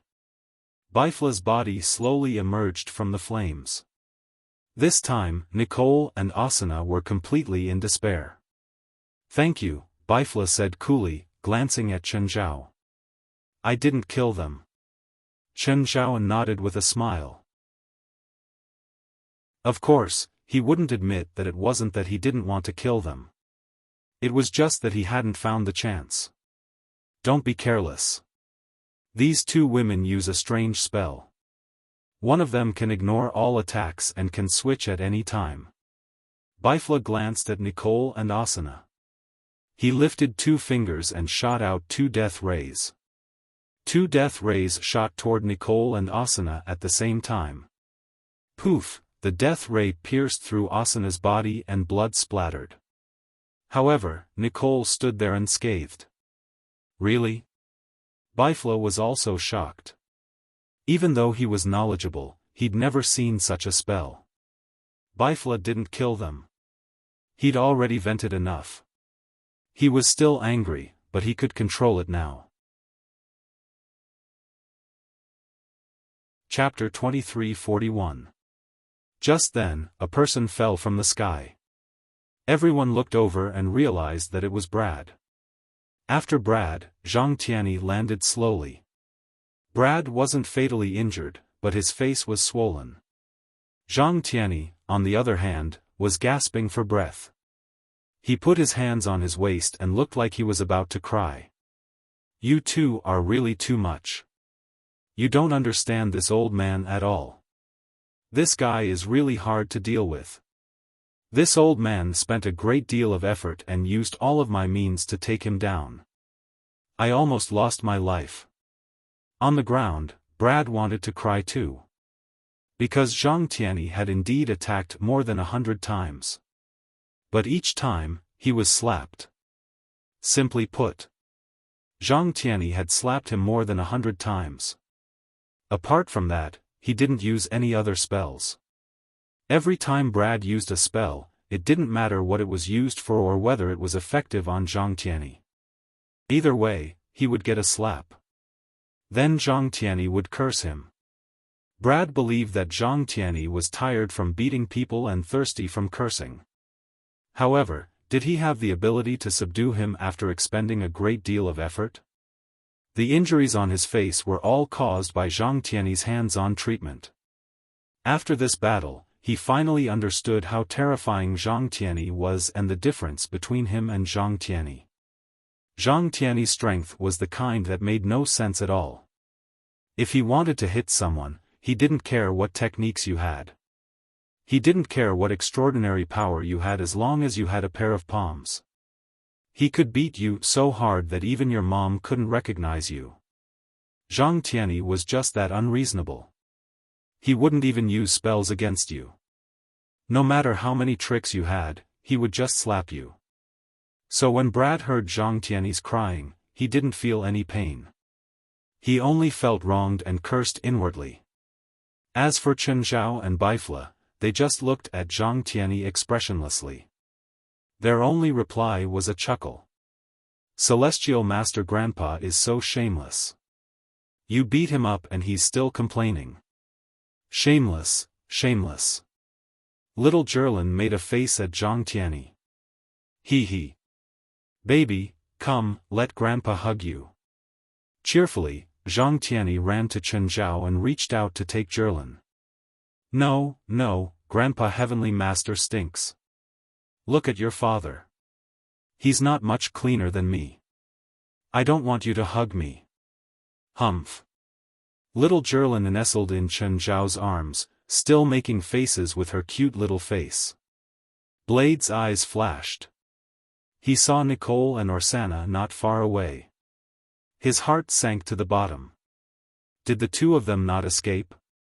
That's not good at all. He had originally thought that he could hold Zhang Tianyi back. Orsina and Nicole would be able to escape. Moreover, he also believed that his plan had succeeded.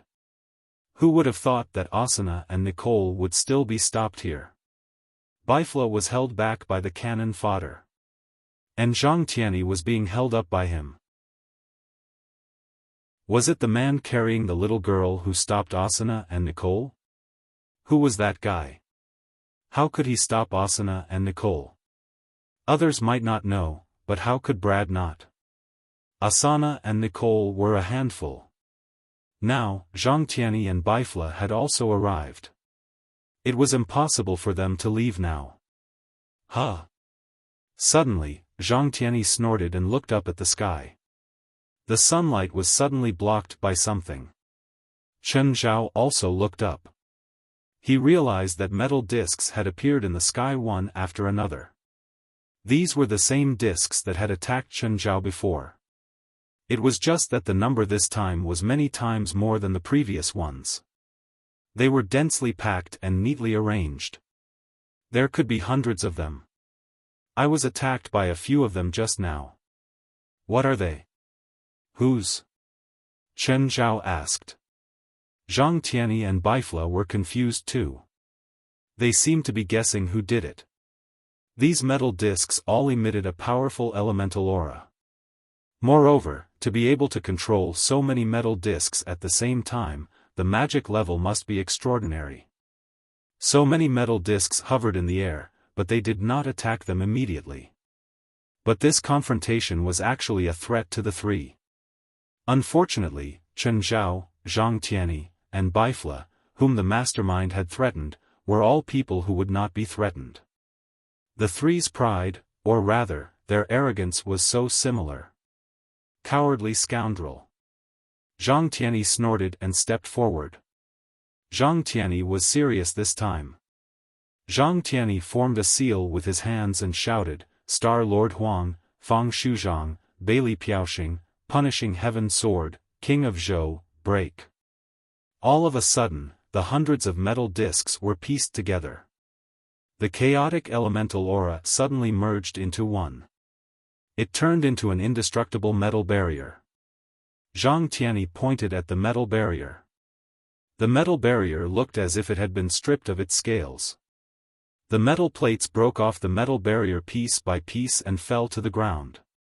Chen Zhao did not know Taoism, but he knew that Zhang Tianyi had just chanted a Taoist mantra.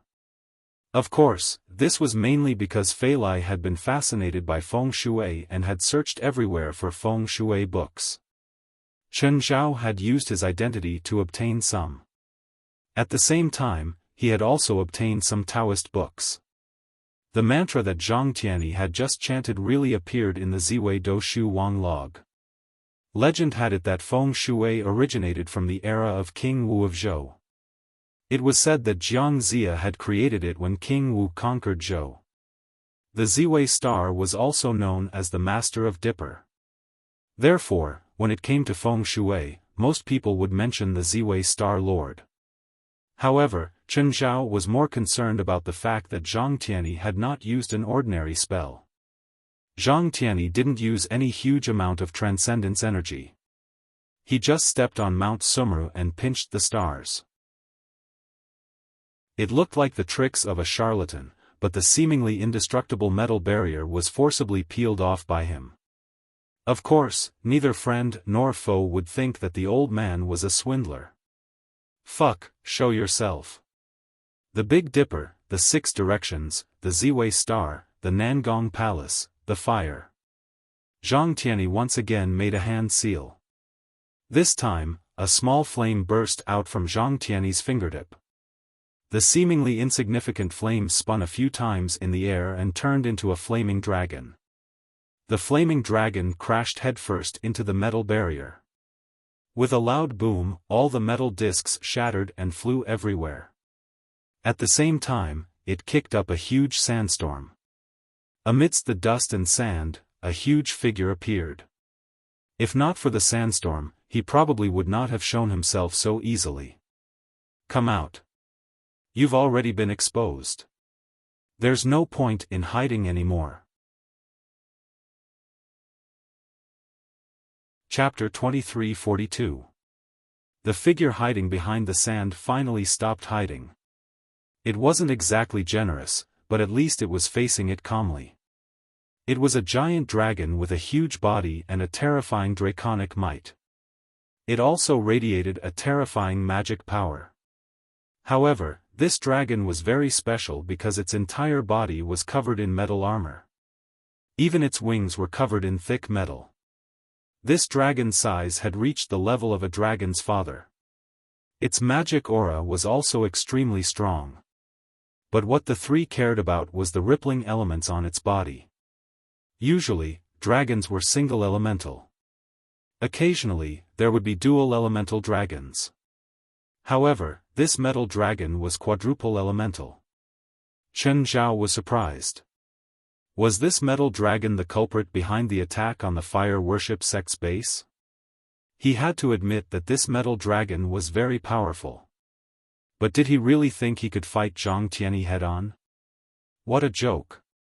Even Chen Zhao wasn't confident. He thought that he was stronger than Zhang Tianyi in terms of combat power. But at their level, combat power wasn't necessarily the deciding factor in a battle. Who knew what kind of spell Zhang Tianyi would throw at him? It was even possible that he could be suppressed directly. As soon as the metal dragon appeared in front of him.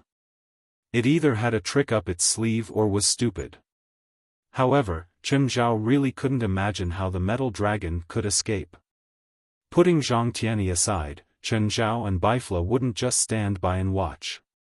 Zhang Tianyi also frowned. The metal dragon's aura seemed familiar, but he couldn't remember. I've seen you before, Zhang Tianyi said, pointing at the metal dragon. Pfft. It's my honor to be remembered by the Celestial Master. Even the proud WIRMS had to put away their pride and arrogance in front of Zhang Tianyi. Most of the giant dragons viewed other races, including humans, as mere ants. However, they were facing Zhang Tianyi, an ant who could crush most dragons to death. Don't talk. Let me think. I can definitely remember. Where did I meet you? Zhang Tianyi lowered his head in deep thought, his expression serious. The metal dragon wasn't in a hurry either. It let Zhang Tianyi's mind wander. Suddenly, Zhang Tianyi clapped his hands. I remember now. The genius of the giant dragon clan, Udal Loken. The metal dragon grinned. You finally remembered, Celestial Master. Fuck, how did you get yourself into this state? Back then, you were still a little handsome dragon. Because of you, my great Celestial Master. The metal dragon let out a horrifying laugh. Bifla and Chen Zhao looked at Zhang Tianyi at the same time. Did they misunderstand? Or did this big guy use the wrong words? Don't make it sound so ambiguous. We've only met once, and it was 120 years ago. That's right. 120 years ago, during my dragon race's ancestral dragon's birthday, you followed your master to my race's dragon island. Then, you defeated me and used my name as a genius to achieve your own accomplishments.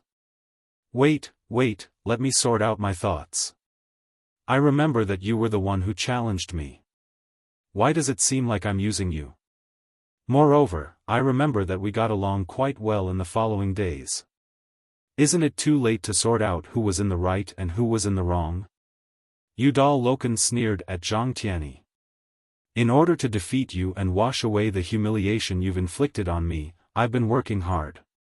But no matter how hard I try, I can only live in your shadow. Even now, I possess the power of the Dragon Father, but you're still like a mountain that's always pressing down on me. Then should I say sorry? Huh. I'm joking with you. Udal Loken suddenly laughed. I can't even count the number of times I've been defeated by others in my life. How can I remember it just because you defeated me? But I'm serious about pursuing power. Udal Loken's tone suddenly changed. It's very uncomfortable to face you here, but since I've been exposed, I can only fight. You're not just facing Celestial Master Zhang. The flames on Bifla's body burned again. Oh. I remember now. And you. An ant. Bifla soared into the sky and punched at Udal Loken. At the same time, a terrifyingly high temperature rose. The metal on Udal Loken's body seemed to be melting. Wow. It's hot. Jerlin covered her head with her hands. Even from a few hundred meters away, she could still feel the heat. Zhang Tianyi casually cast a small spell on Jerlin. Wow. So comfortable. Grandpa Celestial Master, give me another one. Chen Zhao's attention was on Bifla. Udal Loken also seemed to be unable to endure the terrifying flames. He looked up and spat out a mouthful of dragon breath at Bifla. However, his breath could only travel less than 10 meters before it was suppressed by Bifla's flames. Dragons of all attributes could spit dragon breath, which would also be mixed with their own attributes. It could be said that all dragons were experts at playing with fire. But today, Udal Loken met an enemy who knew how to play with fire even better than him. Bifla. Udal Loken also did not expect his dragon breath to be suppressed by Bifla. Such pure flames. Udal Loken murmured. Udal Loken muttered to himself. Bifla's flames erupted with even more terrifying power. In an instant, Udal Loken was swallowed by the sea of fire. Ah. Zhang Tianyi. I like you, those were Udal Loken's last words. Bifla stopped his attack and turned to look at Chen Zhao in surprise. Zhang Tianyi. That's a male dragon, fuck. That guy's a fake. He's just messing with us. Zhang Tianyi stomped his feet in anger. Bifla calmed himself down and returned his attention to the battlefield. Engulfed by the sea of fire, most of Udal Loken's body gradually melted. However, the only thing that melted was his metal body. He did not find Udal Loken's flesh and blood. Was it really a fake? Udal Loken only had a metal head left. I've been discovered? What a pity. But Zhang Tianyi, I meant what I said just now. I'm a gay dragon. Zhang Tianyi's face kept twitching, but he could not do anything to this guy. It was useless even if he destroyed the metal head. It was just a remote-controlled shell. Chapter 2343. Not many people in the world dared to tease Zhang Tianyi. Clearly, Udal Loken didn't plan on fighting Zhang Tianyi head-on. Also, because he didn't come with his real body, he didn't have any worries.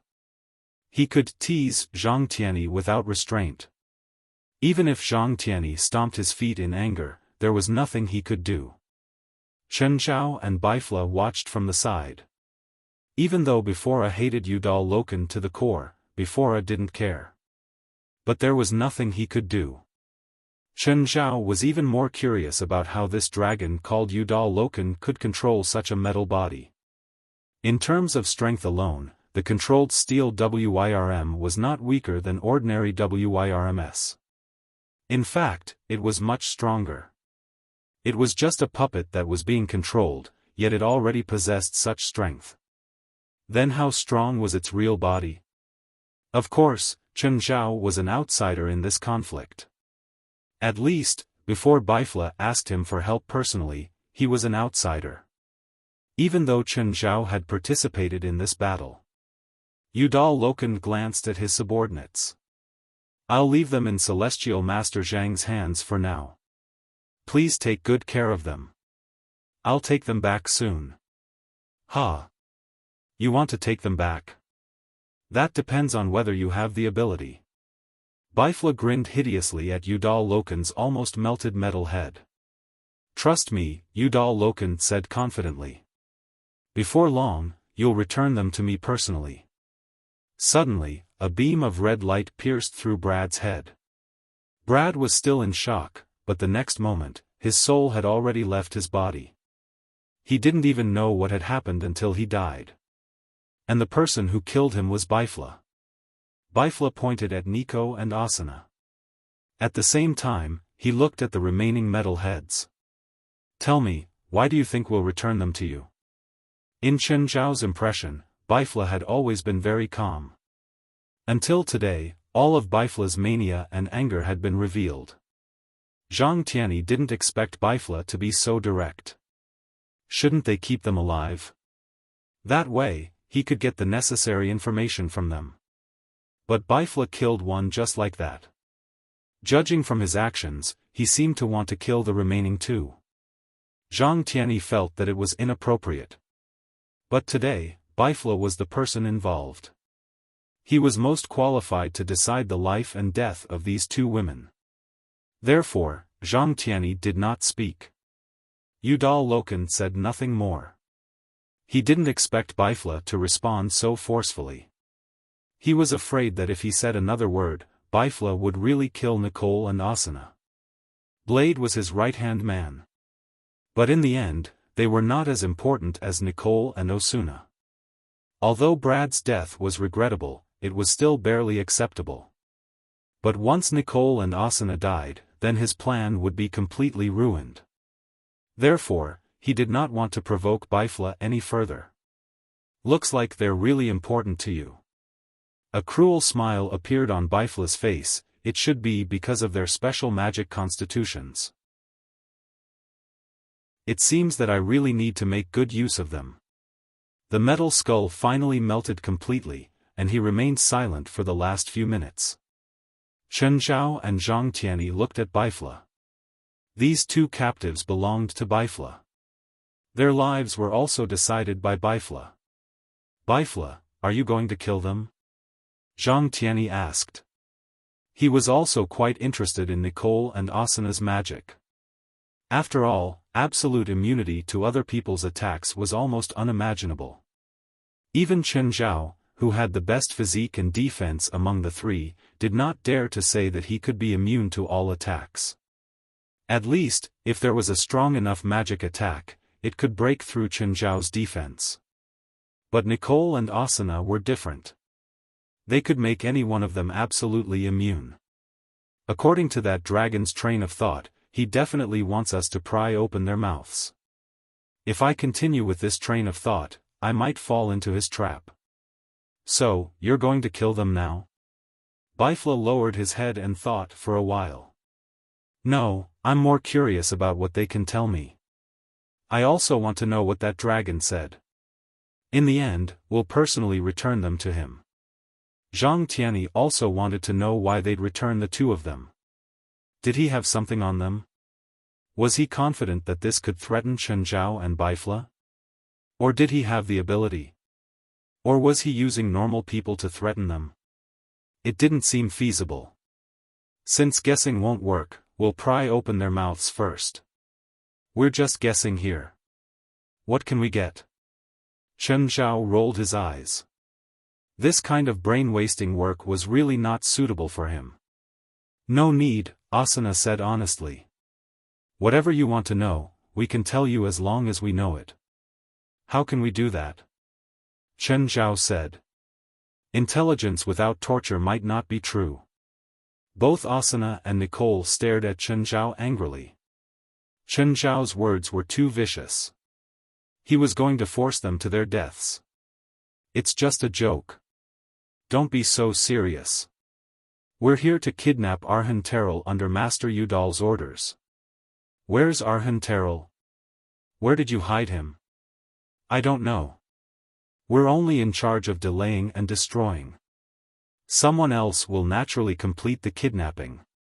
Everyone was obviously not satisfied with this answer. Then tell me the dragon's real goal. To become a god. Fuck, why is it this super stupid goal again? Chen Zhao cursed. Papa, you can't curse. Zhang Tianyi and Bifla glanced at Chen Zhao. What kind of father are you? You're cursing in front of kids. Other than that? Don't you have any other deeper motives? Like maintaining world peace? Nicole and Asuna both looked at Zhang Tianyi as if he was an idiot. Then what are the specific steps? The three could actually easily accept Asuna and Nicole's goal. Because there really had been gods in this world before. Thus, it was theoretically possible to become a god. Why do you think we should know? You're his subordinates and should be an important part of his plan. Why shouldn't we know? We can't understand Master Udal's great ambition. Becoming a god isn't a great ambition, Chen Zhao complained. It's also very childish. 9 Heavens Divine King. Chapter 23-44. After this, Bifla stayed behind to deal with the aftermath. After all, the sect of fire had been attacked and many disciples had died. He didn't have time to care about anything else. The most important thing was to take care of the remaining disciples. Chen Zhao and Zhirlin would only cause trouble if they stayed. Then Bifla chased them away. This wasn't a joke. The father and daughter stayed in the sect of fire for 10 minutes. Bifla went berserk. Chen Zhao wanted to help take care of the injured. After all, being a doctor was his main job. He was confident that he could take care of the injured. In the end, he imbued vitality into one of the injured. The injury healed quickly, but it was too effective. The person Chen Zhao had infused with vitality had been injured in the back. In the end, because of the excessive vitality, he grew another arm on his back. Bifla almost fainted from anger. On one hand, it was because Chen Zhao treated randomly. On the other hand, Chen Zhao's treatment method was too extravagant. It was even wasteful. Have you ever seen someone donate to an orphanage only to end up in a bank? Chen Zhao's treatment method was similar. Zhirlin was much worse than Chen Zhao. She ran around the half-destroyed sect of fire's base. When she saw the injured lying on the ground, she ran up to them and poked their wounds. You even used a very innocent tone to ask me if it hurts? Was this something a human would do? The injured knew that Zhirlin was the daughter of their sect leader's friend. Even if she had tears in her eyes, she shouldn't be angry. Chen Zhao felt helpless too. He really wanted to help. In the end, the father and daughter were chased out of the sect of fire's base. When they returned to the city, it was already midnight. Compared to a sleepless city like Los Angeles, Istanbul was much quieter. Of course, Istanbul's historical value was countless times that of Los Angeles. Under the night sky in Istanbul, there were always countless spiritualists moving about. The strongest spiritualists in the world were gathered here.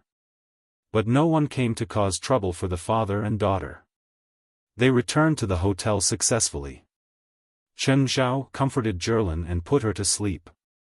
On the other hand, Chen Zhao stood on the balcony of the suite and absorbed the yin-yang qi. Suddenly, he saw a few spiritualists chasing each other on the road outside the hotel. Upon closer inspection, he recognized 2 of them. They seemed to be Cliff and Ampa. They were the ones being chased. The 6 spiritualists chased after them. Upon closer inspection, the spiritualists chasing after them seemed to be Indians. The 6 spiritualists were clearly stronger than Cliff and Ampa. However, they seemed to have some misgivings, so they did not use any offensive methods. Every time he attacked, he would use binding and control spells. Cliff and Ampa, on the other hand, were barely able to resist. But looking at the situation, it wouldn't be long before he was defeated and captured. Chen Zhao considered whether he should attack or how he should do it. At this moment, an extremely loud gunshot resounded through the night sky. A spiritualist fell to the ground. Chen Zhao's vision was excellent, so he could see clearly. The spiritualist's neck was pierced through, and the powerful penetrating force, coupled with the airflow, almost completely broke the spiritualist's neck.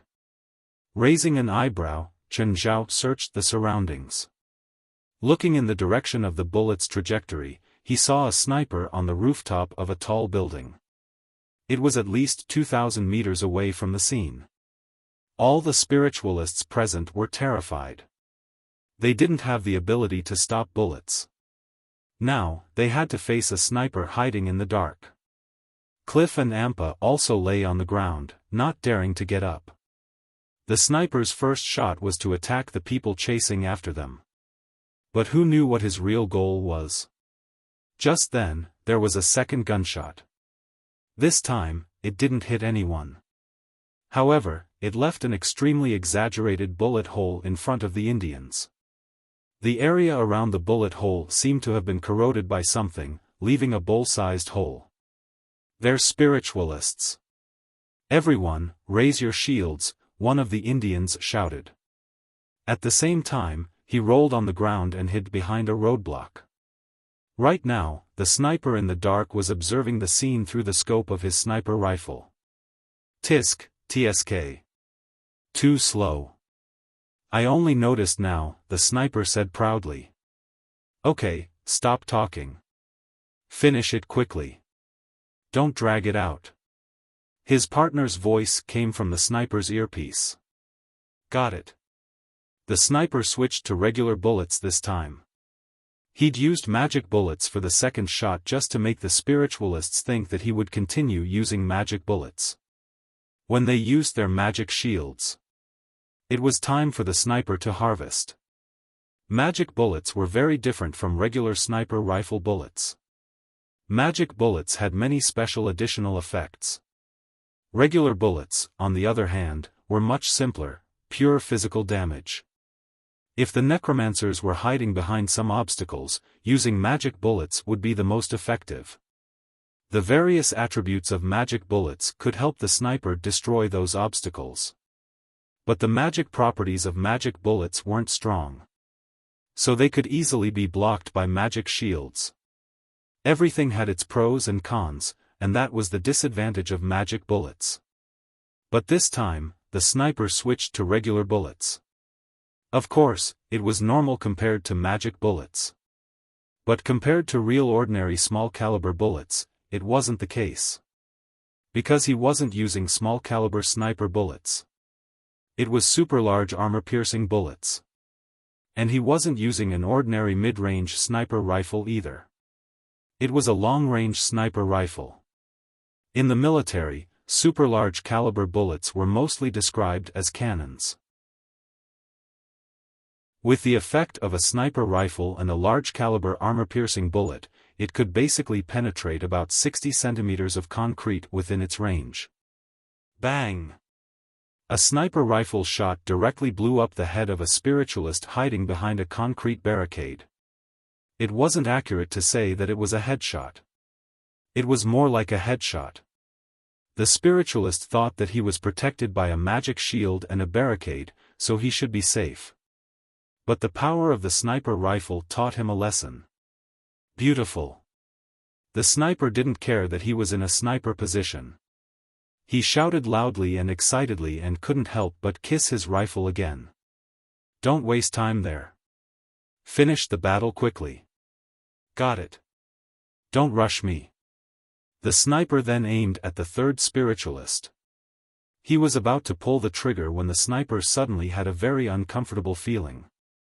It was the feeling of being watched by others. The sniper immediately rolled and hid in the shadows. At the same time, he tried to determine where the feeling of being watched was coming from. Through the scope, the sniper finally found where the gaze was coming from. It was in the hotel next to the position where he was sniping. A man stood on the balcony of one of the suites. The man had been watching everything on the battlefield, and at the same time, he was also watching the sniper. The Divine Emperor of the Nine Heavens. Chapter 23:45. A third party? The sniper's heart jumped.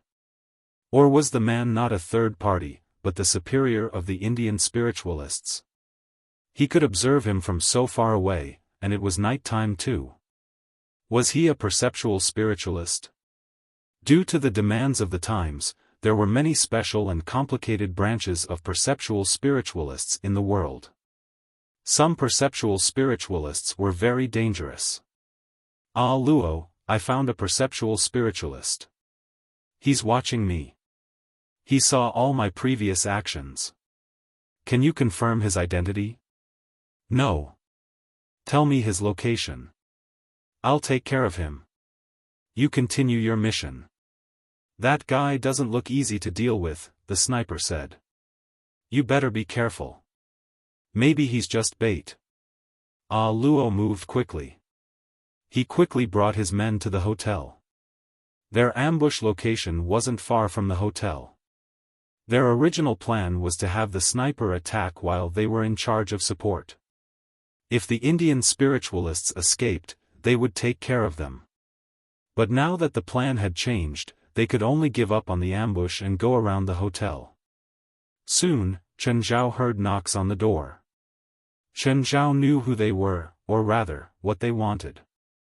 But Zhirlin was sleeping soundly in the bedroom. Chen Zhao didn't want to cause too much of a commotion. Chen Zhao opened the door and saw 8 people outside. Everyone was wearing a field uniform and was armed to the teeth.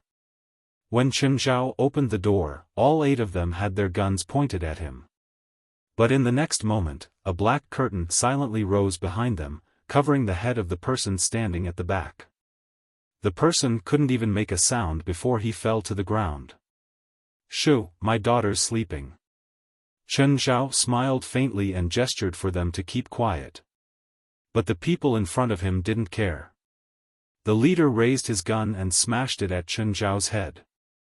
It was a public place, but the upper floors of the hotel were all spiritualists. The owner of the hotel also had countless connections with spiritualists, so there weren't many random people here. Chen Zhao didn't need to be secretive here. Even if he attacked, it would be fine as long as he didn't cause too much damage. The moment the leader was about to pull the trigger, Chen Zhao suddenly grabbed the barrel and twisted it upward. The barrel broke. At the same time, he closed the door behind him. To Chen Zhao, these spiritualists couldn't even be considered decent. In a few seconds, everyone was lying on the ground. These people were also dumbfounded. After all, they had fought many big and small battles. They were confident that they could fight against any spiritualist. In the end, he encountered such an enemy today. He wasn't some legendary figure in the spirit world, but his methods had made them suffer greatly. They didn't even have a chance to fight back. Chen Zhao pinned them to the ground. When he came back to his senses, Quan Du was already lying on the ground. Of course, Chen Zhao wouldn't bring them back to his room. Instead, he opened the door next door, Bifra's suite. Chen Zhao didn't kill them. Their injuries were neither light nor heavy, but at least they weren't dead. Tell me, who are you? Why did you attack me? These people clenched their teeth and persevered. No one made a sound. Chen Zhao picked up a gun and aimed it at one of the female team members' head. Even so, you still won't say? Stop. The leader finally yelled. If you dare to kill our people, you'll bring big trouble to yourself. No matter who you are, we won't let you go. Really? You're threatening me now, right? Chen Zhao didn't like being threatened. Stop. Suddenly, a voice came from behind. Chen Zhao turned around and saw a few familiar people standing at the door. Warren Calm, the Holy Knight. And his followers, Harkin Sun, Wallace, and Yuna. They were all old acquaintances who'd fought alongside him. Chen Zhao put the gun away and tilted his head to look at the acquaintances. Hi, Chen, Yuna greeted Chen Zhao. Long time no see. Don't tell me they're your subordinates. No, but they're our colleagues, members of the Holy Knight's Eurasian branch. Warren Calm, kill this guy. He attacked us, the Holy Knight on the ground roared. Chen Zhao glanced at the Knights Templars on the ground and pursed his lips. So narrow-minded. Warren Calm, how about I kill them all and you pretend this never happened? What do you think? The Holy Knights on the ground were all shocked. Warren Calm and the other 3 looked helpless. Alright, stop joking around. Let them all go. They attacked me just now. You're just going to let it go? Chen Zhao said, annoyed. It's a misunderstanding. You didn't actually get hurt or lost, right? But my heart is hurt. I'm depressed now. I was attacked by the holy knights I worked with before. If you don't give me a satisfactory answer, I won't be able to let it go. They just misanalyzed and thought you were an enemy, Warren Com explained helplessly. We're working closely with the Eurasian branch right now. When we heard the sniper's words, we also thought it was an unknown enemy. We didn't know it was you until we checked in at the hotel. To prevent both sides from getting hurt, we came to stop the conflict from escalating. Chen Zhao thought about it. Warrencom's explanation was acceptable. Of course, if it wasn't for Warrencom and the others, even if it was a misunderstanding, Chen Zhao would still kill them all. Chen Zhao helped the Templar up from the ground and patted the dust off him. Okay, it's a misunderstanding. You can go now. You'd better remember this. Before the leading holy knight could say anything, Chen Zhao clamped his mouth shut. Don't say anything else, or I'll kill you now. Even if you want to take revenge, you should do it secretly, right? The holy knights from the Eurasian branch all looked unhappy.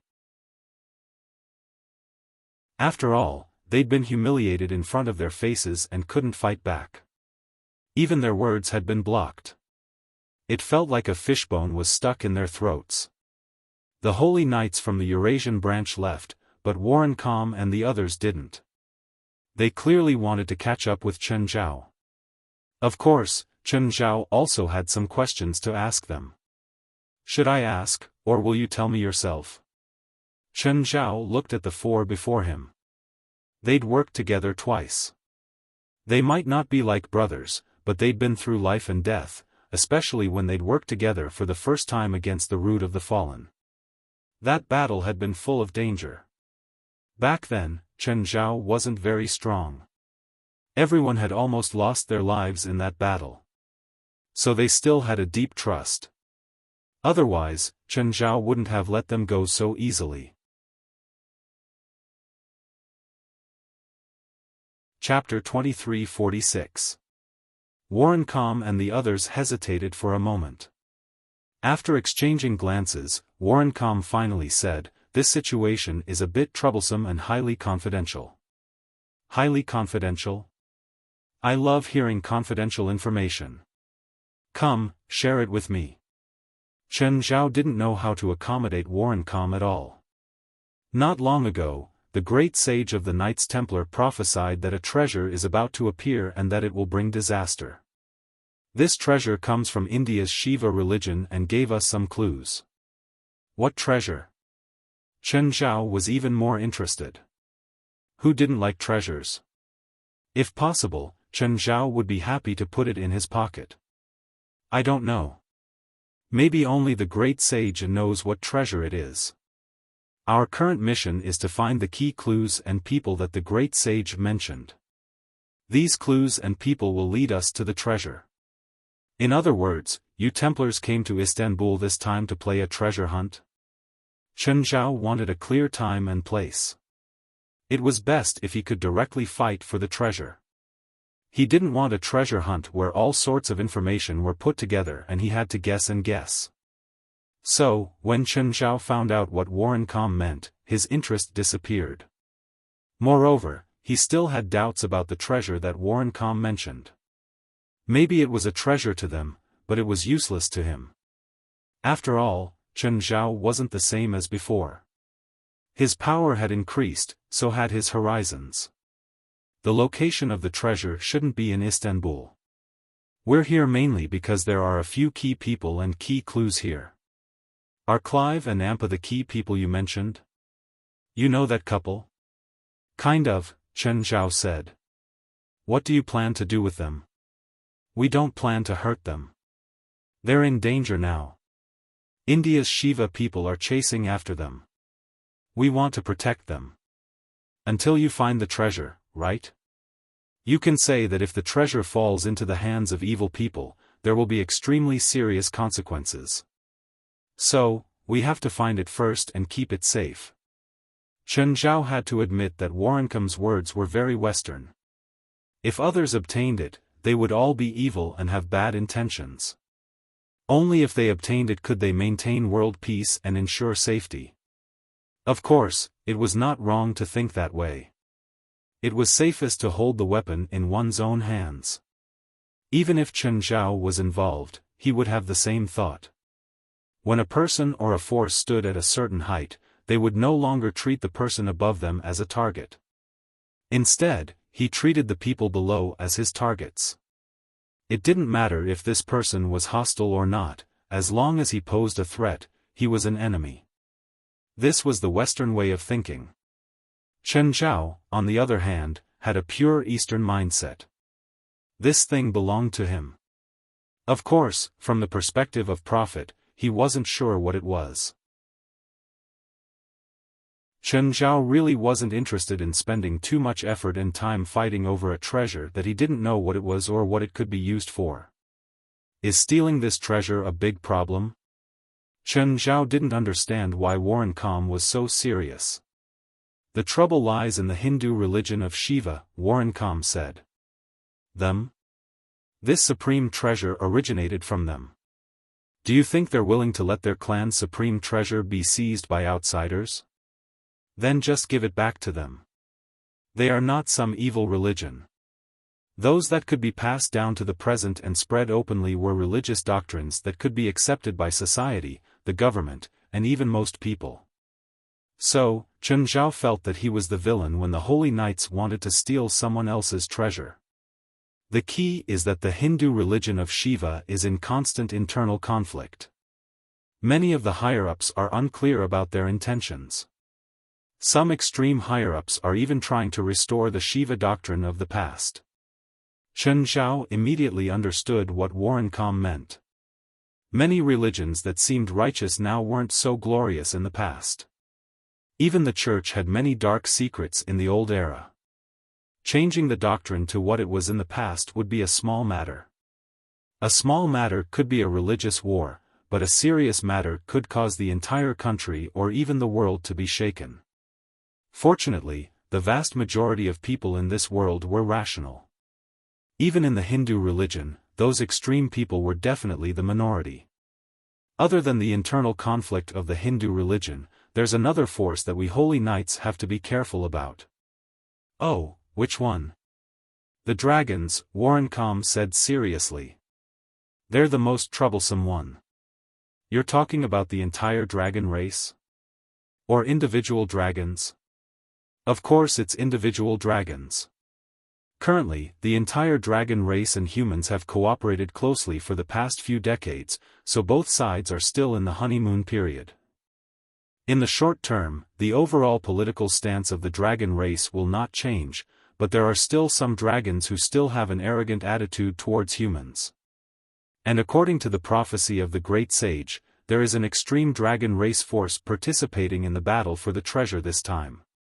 Hearing Warrencombe's words, Chen Zhao couldn't help but think of the attack on the fire worship sect's base. Would it be the same group of people? Their ultimate goal was that Indian Shiva's most precious treasure? Chen Zhao couldn't help but think of the magic book he'd taken from Arhan Terrell. Chen Zhao had thought that the higher-ups of Shiva wanted this magic book back. But the result was unexpected. This magic book was meaningless, both to Shiva and to Chen Zhao, a predator. It seemed that he had to discuss this with Bifla and old Zhang. He wanted to see what they thought.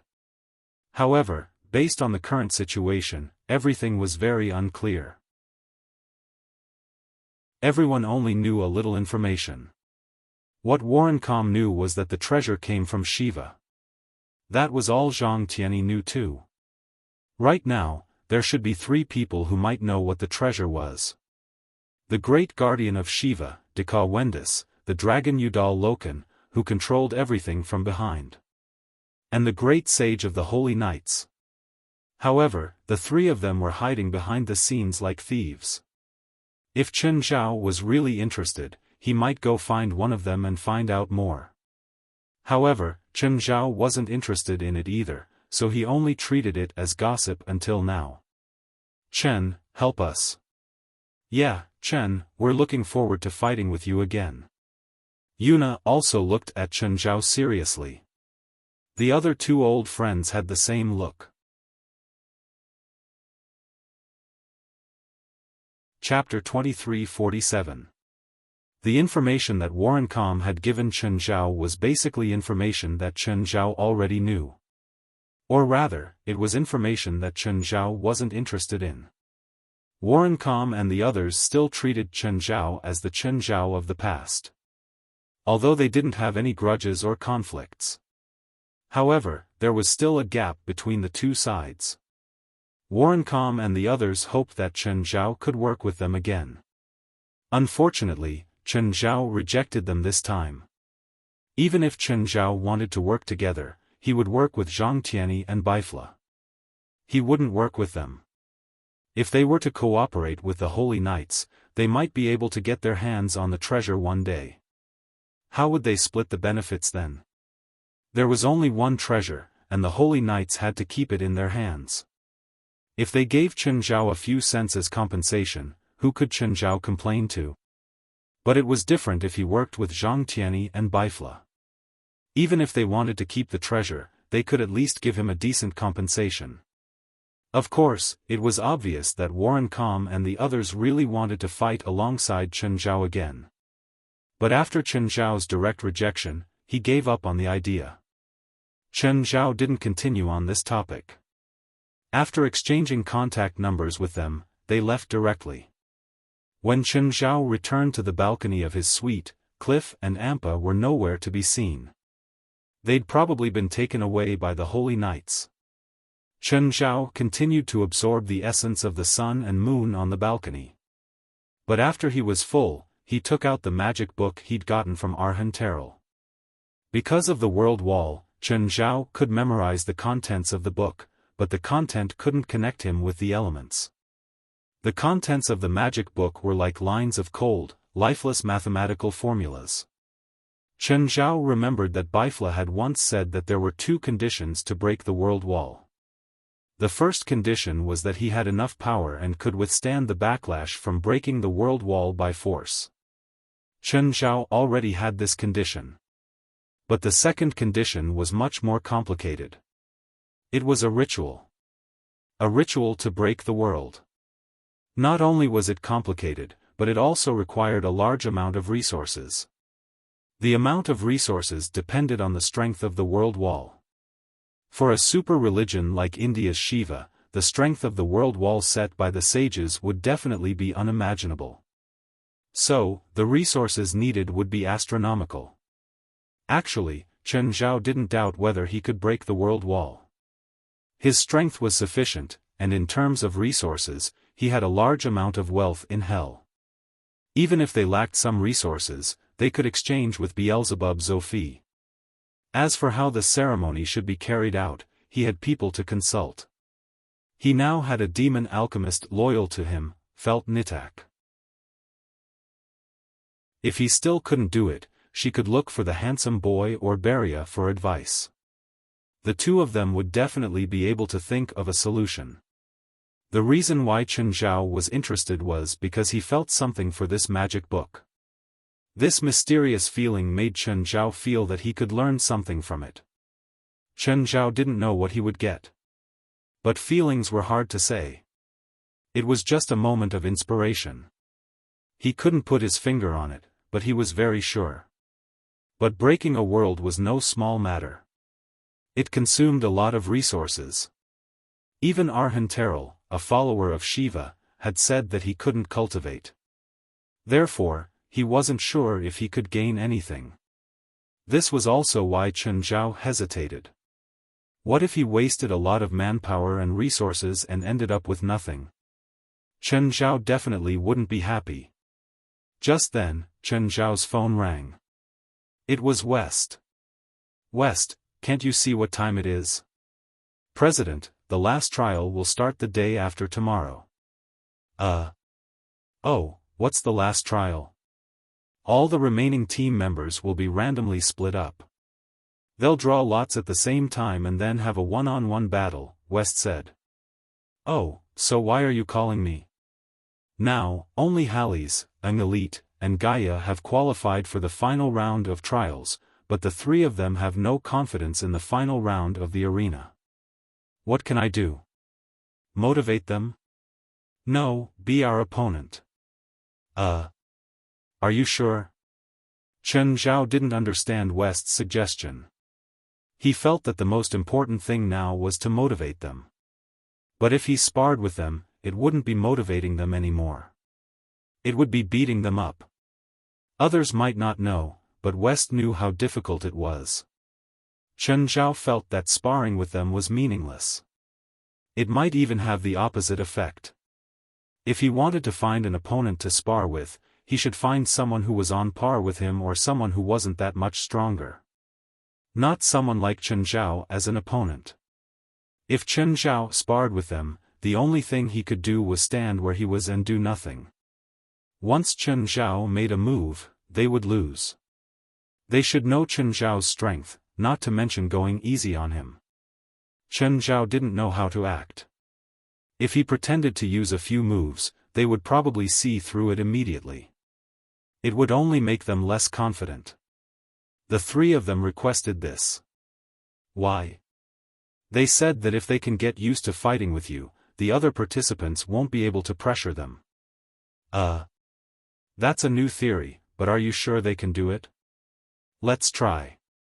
With their current emotions and fighting spirit, they might be eliminated in the first round. Okay, I'll go now. After all, Chen Zhao had brought the team here. He didn't have high hopes for them to participate in the Holy Glory battle this time.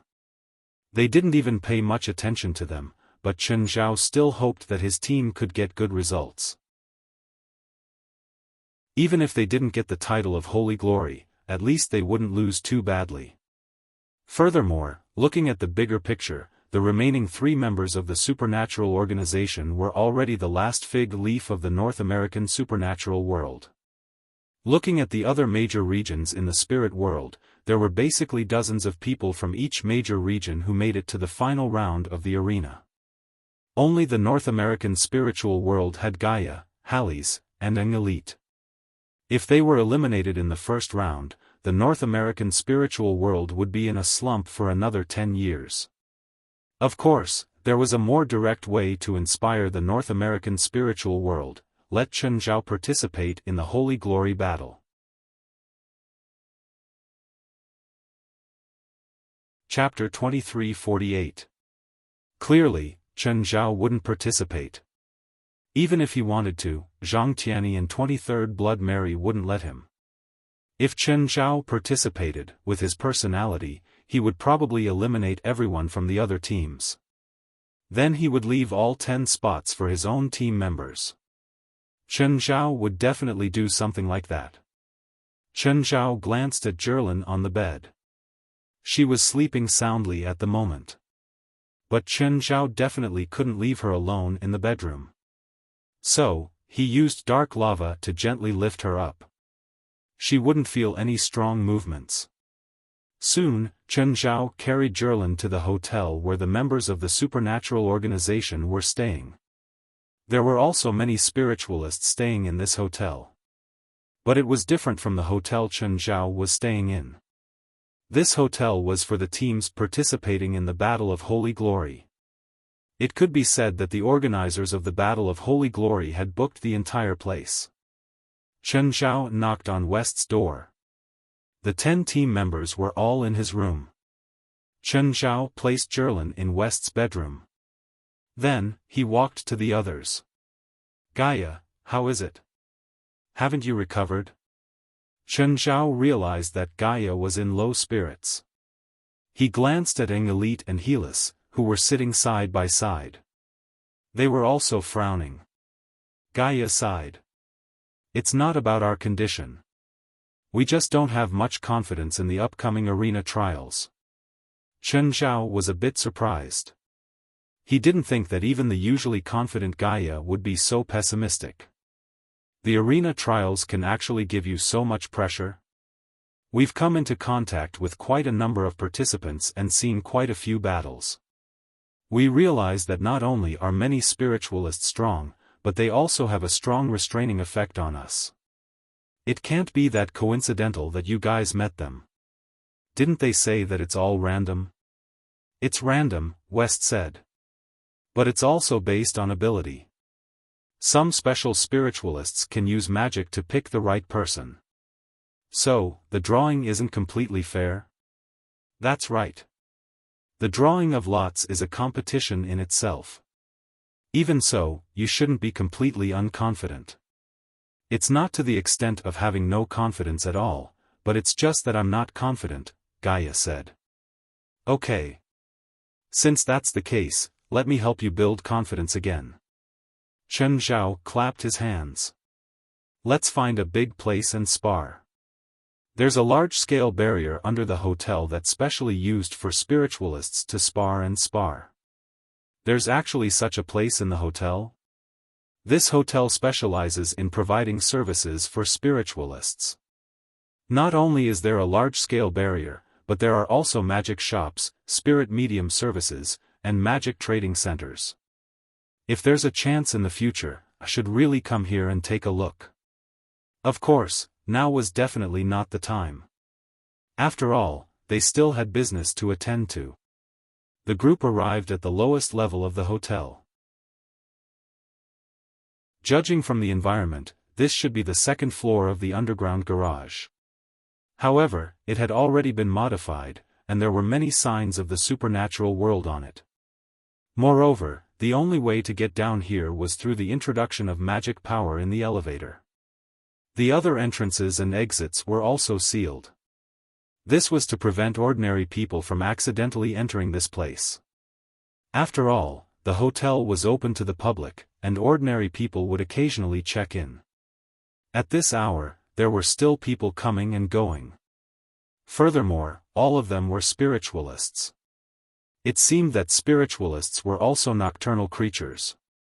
Where's the barrier? Chen Zhao asked. There's someone in charge there. Chen Zhao followed the group to a sealed area. Although the outside was blocked by walls, Chen Zhao's little world could still pass through them. However, when Chen Zhao's senses tried to go deeper, it was blocked by a pure magical barrier. This magical barrier was probably the barrier that West had mentioned. When the group arrived at the entrance, they were stopped by a female spiritualist from outside this area. Hi, Quinn, West greeted him. There's a team inside, the spiritualist called Quinn said. How much longer? West asked. Half an hour. Is there anyone else after that? Nope. Okay, then we'll make a reservation in half an hour. Reserve 3 hours for us first. West paid the deposit and waited outside obediently with the group. Chen Zhao also waited obediently. He didn't plan on breaking the rules here. However, after half an hour, the people inside still didn't seem to want to come out. Why isn't it done yet? West looked at Quinn. Quinn was a bit unhappy too. She was the representative for the barrier. She relied on this to collect some fees and cash in the special area. Therefore, what she hated the most was other people dawdling. It was time, but they still didn't want to come out. Follow me. Quinn led the way inside. When Chen Zhao entered, he saw a magical barrier that covered an area of around 1,000 square meters. Inside the magic barrier, there were 5 to 6 spiritualists, and 2 of them were sparring with each other. Hey, Moabi, Quinn called, your time's up. Just then, a spiritualist came to the edge of the barrier. We still need to use it. We'll pay you after we go out. Quinn hesitated for a moment and then shook her head. The rest of the time has been reserved. You have to leave and come out. Is it them? Moabi looked at West and the others. You're from North America. Let me think. Sorry, I don't remember. Moabi's expression was frivolous and provocative. Clearly, as the only representative of the supernatural world in North America, no one had high hopes for them in this spiritualist event. Many people even felt that the supernatural organization's team could participate not because of their strength. It was just because they were from North America. It was like the regional quota in football. Are you going to use the barrier too? What for? You're wasting time. Moabi continued to mock them without holding back. How about you leave this place to us? We'll show you what a high-end battle is. Moabi, you'd better watch your words. If you continue to speak so carelessly, I will forever refuse to let you and your team members use this venue. Quinn was doing business here. She didn't like Moabi's provocative and troublesome behavior.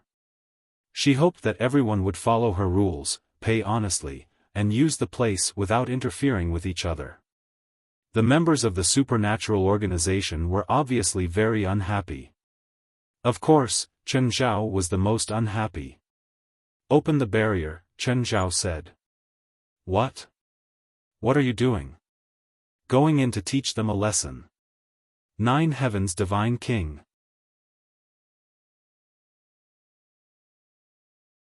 Chapter 23:49. Cain looked at West and the others. West was helpless. He wanted to say something. But Moabi spoke first. Teach me a lesson. I'll let you use one hand, Moabi said arrogantly. Or both hands. Is that enough?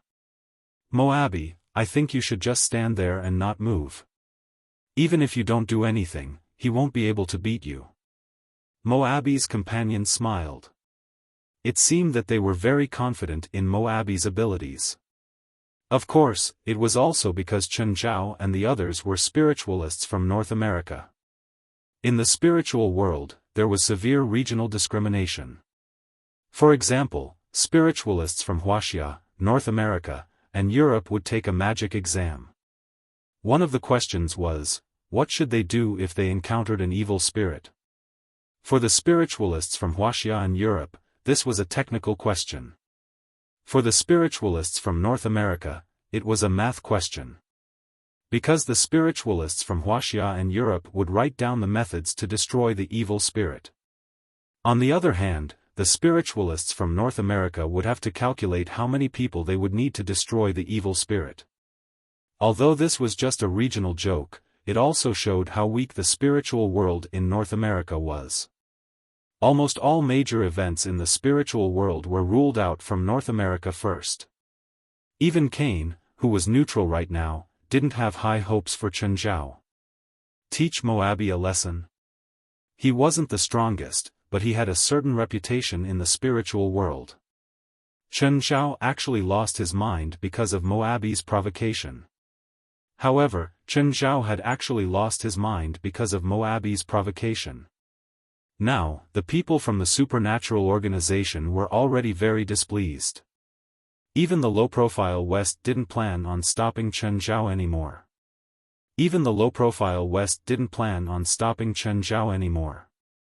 Cain, we're using this barrier now, so we have the right to ask anyone to go up.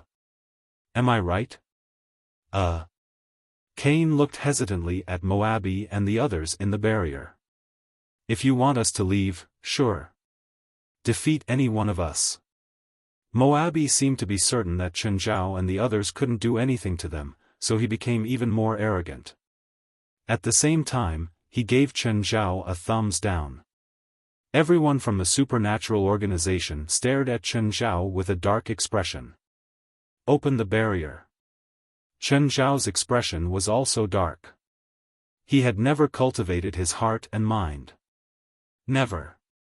Chen Zhao's current strength didn't come from cultivating his mind. All of them had grown step by step through battles. In the end, Cain still opened the barrier. Moabi stared arrogantly at Chen Zhao, who had just entered the barrier. What, just you alone? Are you sure you don't want 2 helpers? If they come up, they'll stop me, Chen Zhao said indifferently. Stop you? That's right. For an idiot like you who is seeking death, they are indeed trying to stop you from doing stupid things. Cain looked at the people in the barrier and then at West. Are you sure you don't want to stop him? No, I think some people do need to suffer, West said matter-of-factly. Cain was also clear on whether West was referring to the Asian who had entered or Moabi and the others when he said, some people. She really couldn't see any chance of Chen Zhao winning. Chen Zhao walked toward Moabi. Can we start? Moabi was still arrogant, his hands behind his back. Come, you can start your attack. Chen Zhao wouldn't go easy on him. He suddenly charged towards Moabi and threw a punch. Bang! Instantly, Moabi's body stretched strangely. Then his entire body bounced out, smashing into the barrier and bouncing back. Surprised, Chen Zhao lifted his foot. Bang! Like a ball, Moabi was kicked away again. But after bouncing a few times on the opposite side of the barrier, he shot toward Chen Zhao again. Interesting. So it's a rubber man. Chen Zhao had heard of some special strengthening spells. This rubber man was clearly one of them. Like the main character in a certain comic, his body had the elasticity of rubber. Moreover, this elasticity didn't just work against physical attacks. Even magical attacks would be turned into potential energy by the rubber man. It was like borrowing force to fight force. No matter how much force the enemy used to hit him, he could use his elasticity to release it. He could also use the opportunity to bounce back. This was also why Moabi was so arrogant. He didn't care even if Chen Zhao had to use both hands. Chen Zhao sent Moabi flying again. This time, Chen Zhao's strength was 10 times stronger. The bouncing sound in the barrier was even clearer. Moreover, Moabi had lost control of the direction of his ejection. When Chen Zhao's strength was transmitted to him, he could clearly feel it. How terrifying was Chen Zhao's strength!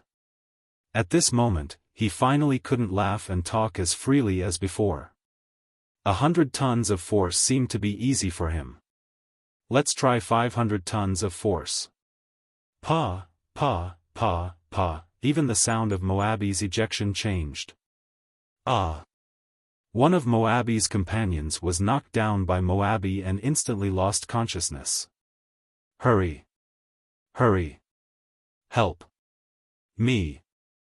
Stop! Moabi was actually speaking coherently, but his voice was blurred and sluggish.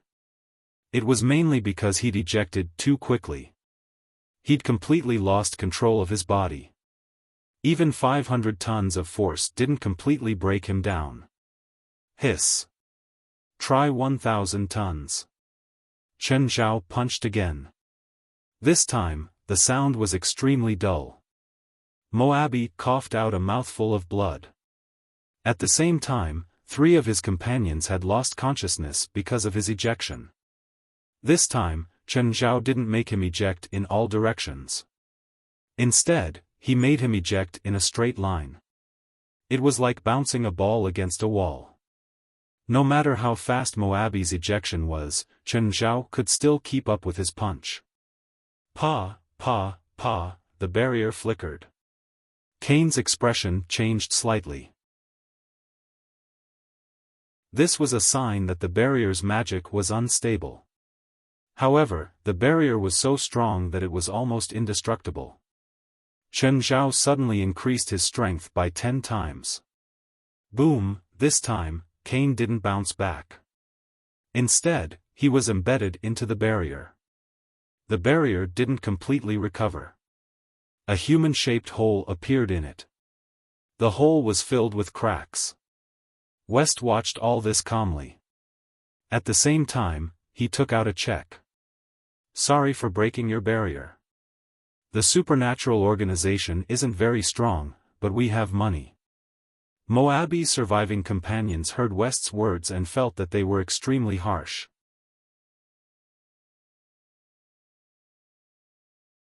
Chapter 2350. Chen Zhao looked at those people. He clenched his fists so hard that they cracked. However, those few people felt their blood run cold when they heard it. How strong was Moabi? They knew it the best. Actually, Moabi's attack power was average.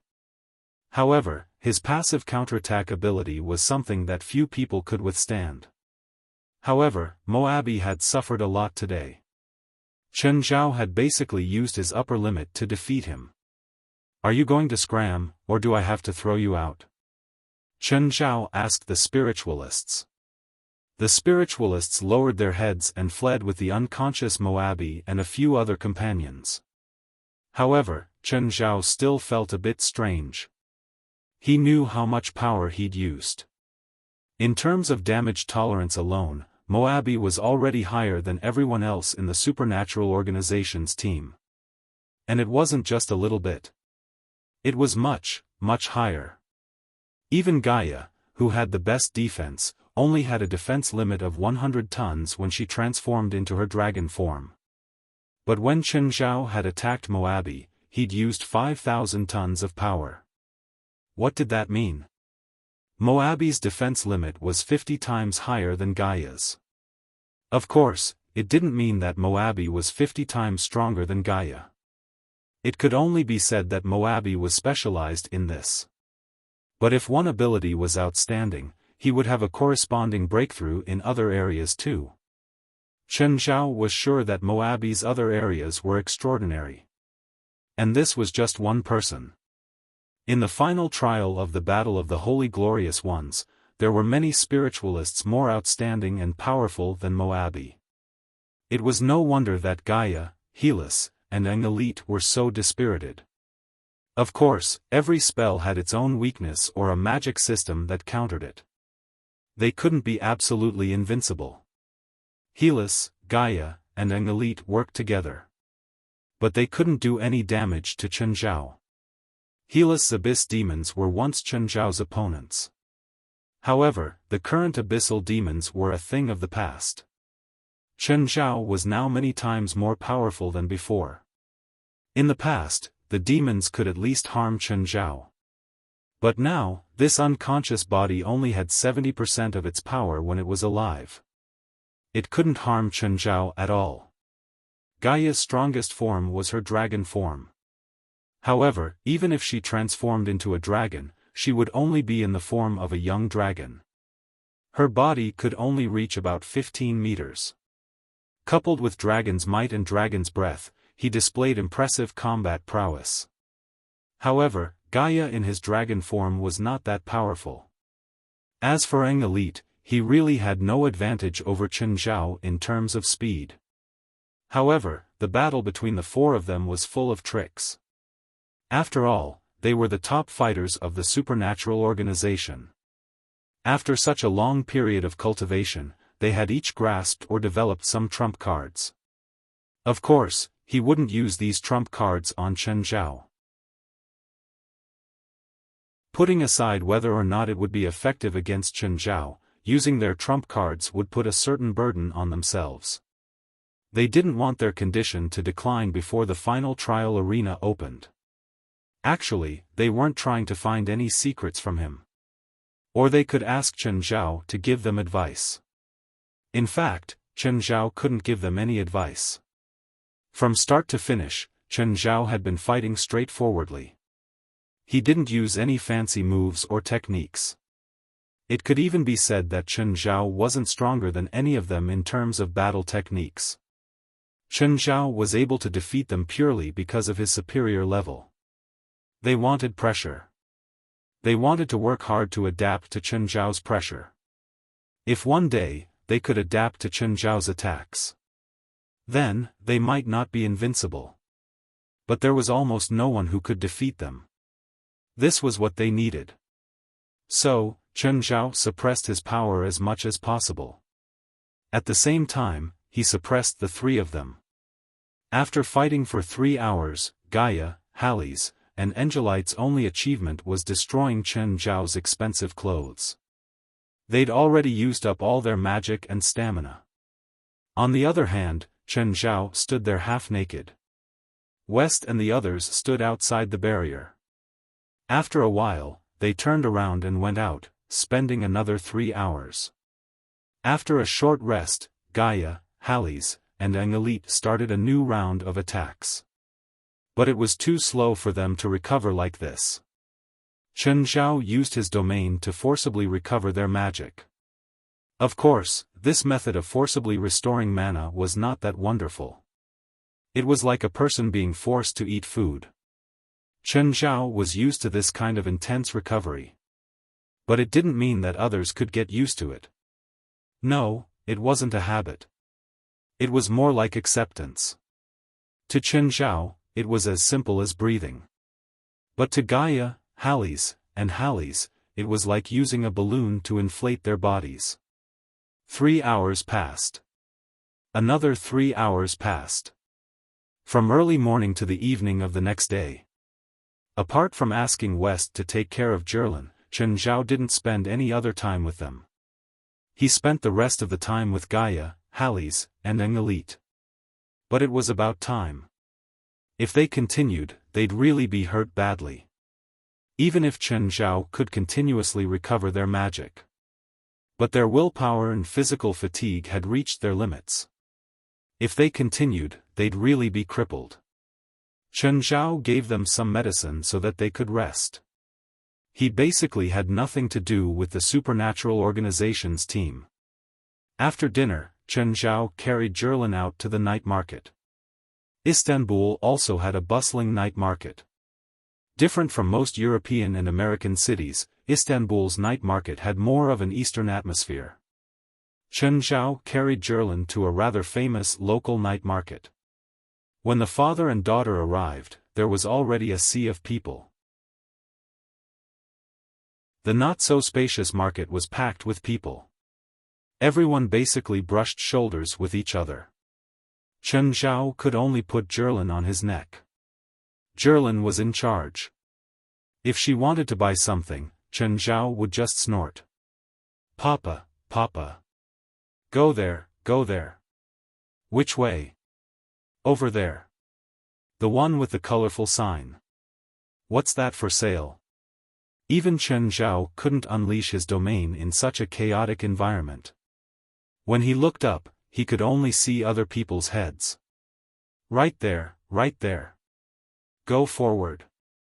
Chen Zhao carried Jerlin and squeezed through the crowd. Finally, he stopped before the shop Jerlin pointed at. However, this shop didn't fit in with the atmosphere of the market. The lights were dim and there weren't many people inside.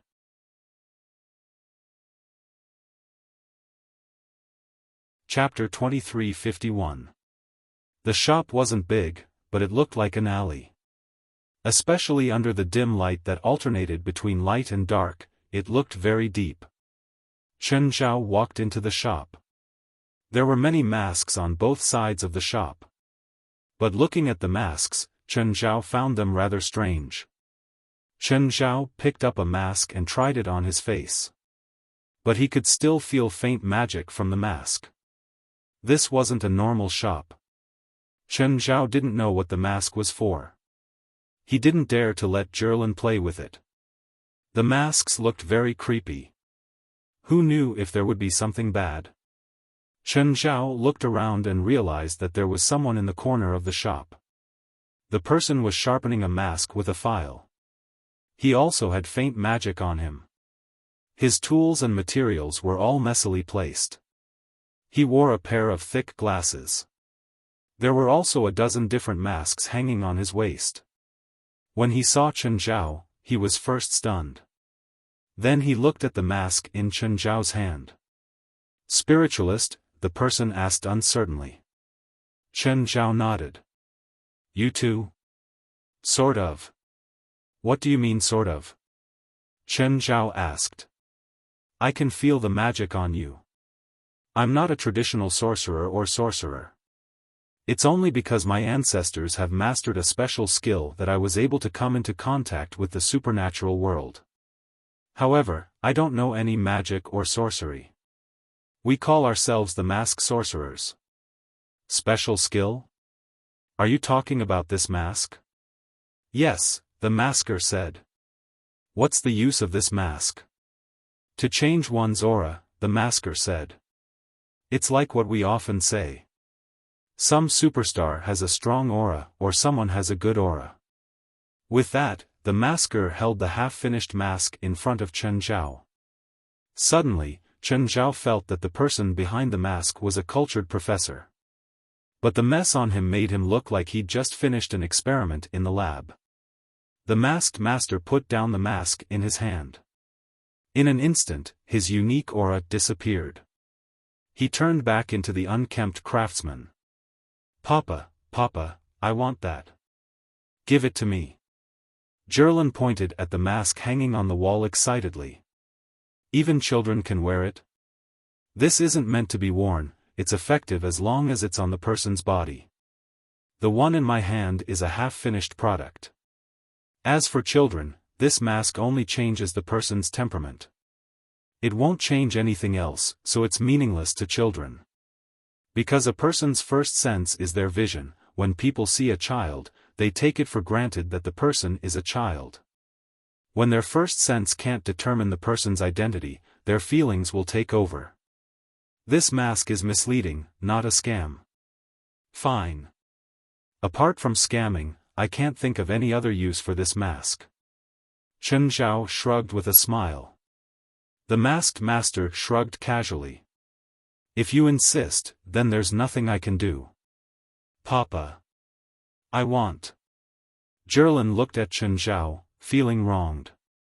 Chen Zhao completely ignored her request. Fine. How much is this mask? Chen Zhao took a mask off the wall. This mask was very characteristic of China. It looked like a fox. This mask isn't suitable for children. Take that one. The masker pointed to a mask not far away. Buy that one. It's 50 NIS. Chen Zhao saw the mask artist pointing at a cartoon mask. Darling, do you like that one? Not really, but I'll take it. And that one. Jerlin didn't reject anything. It seemed like even children couldn't resist cartoons. It was the same for little Jerlin. The masks she chose were all cartoon masks. Are these magic masks too? No, those are normal masks. My shop isn't just open to spiritualists.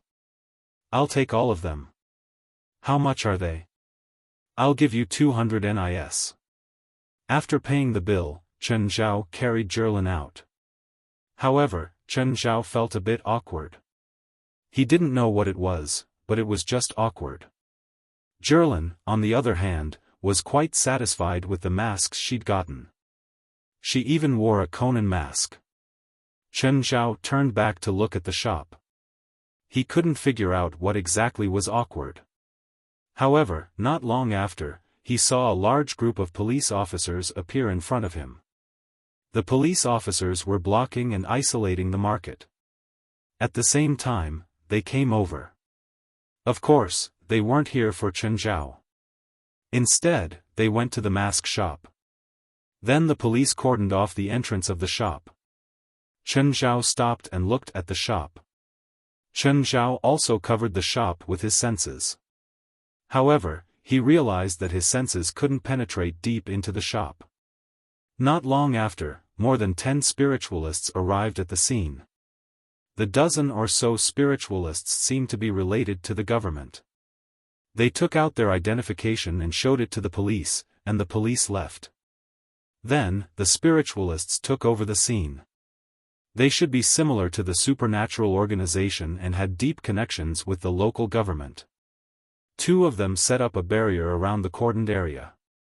The barrier could prevent normal people from seeing what was going on inside. However, it was useless against Chen Zhao. Chen Zhao saw the spiritualists carry a few corpses out. They gave Chen Zhao the feeling that they were normal people. They didn't have any magical aura.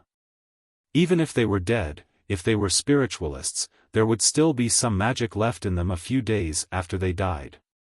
However, the corpses didn't show any signs of decomposition. They should have died in 1 or 2 days. However, they didn't have any magical power, so they should be normal people. What made Chen Zhao very uncomfortable was that the faces of the corpses were all bloody. It looked like they'd been skinned.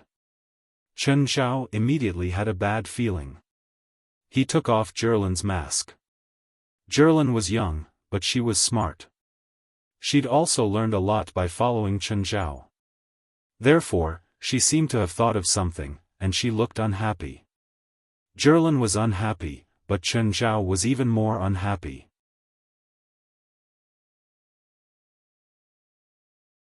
There were very few things that could make Chen Zhao lose. This time, the father and daughter had clearly been tricked by the masker. Damn it, don't let that asshole fall into my hands. Chen Zhao was filled with hatred. He made up his mind. If he met the masker again, he would pull out his tendons and skin him alive. Just then, another group of people came. Chen Zhao was quite familiar with the leader of this group. The 23rd Blood Mary.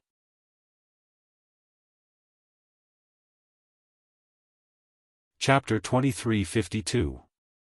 The 23rd Blood Mary was also surprised to see Chen Zhao here. She told her people to go in first while she walked toward Chen Zhao. Grandma Mary, little Zhirlin, still called out obediently. The 23rd generation Blood Mary also showed a gentle and kind smile to little Zhirlin. Darling, you're here too. 23rd generation Blood Mary took over and carried little Zhirlin. Chen, let's sit over there. Okay. Along the way, the 23rd generation Blood Mary hypnotized little Zhirlin. The two found a bench by the street and sat down. Chen, did you get the news and come here first? News? What news? Mary 23 turned to look at Chen Zhao. She was trying to tell if Chen Zhao was playing dumb or if he really didn't know. After a while, Mary said, Nine-tailed fox Tamamonome appeared in Istanbul. Chen Zhao's expression was very interesting. First, he was shocked, then confused, and then angry. Suddenly, he understood the source of the awkwardness he felt just now. The mask maker he saw was none other than Tamamonome. He should have guessed it long ago. Her first reaction when she saw him was shock. That wasn't a reaction when she saw a guest. If she was a real mask maker, she should have gotten used to guests. Neither a normal person nor a spiritualist should have that reaction. She'd recognized him, which was why she'd reacted like that. She didn't expect him to appear here either. She didn't expect to reunite under such circumstances. Chen Zhao didn't notice it. It was because of her aura. She didn't just change her appearance. Her aura was also different. She was like a real mask maker. She'd also hinted that the real use of the mask wasn't to wear it on the face. She just had to carry it with her. She'd also had a dozen masks hanging on her waist. But this way, Chen Zhao owed her a favor. She knew that the masks were made of human skin. That was why she dissuaded him from buying those masks for Zhirlin. Why is she here? I don't know. Then how do you know she's here? Chen Zhao didn't completely believe everything the 23rd Blood Mary said. This old woman was as good at tricking people as Zhang Tianyi. Mary, the 23rd generation, could also feel Chen Zhao's distrust. He said, I really don't know why Tamamo no Mei is here. We received a call from her. She called the Holy Glory organization and said that she was here. If we didn't come quickly, she would start killing people. That's why we rushed here. Are you saying that she exposed her whereabouts on her own? And on purpose? The 23rd Blood Mary added, we couldn't figure out her intentions either.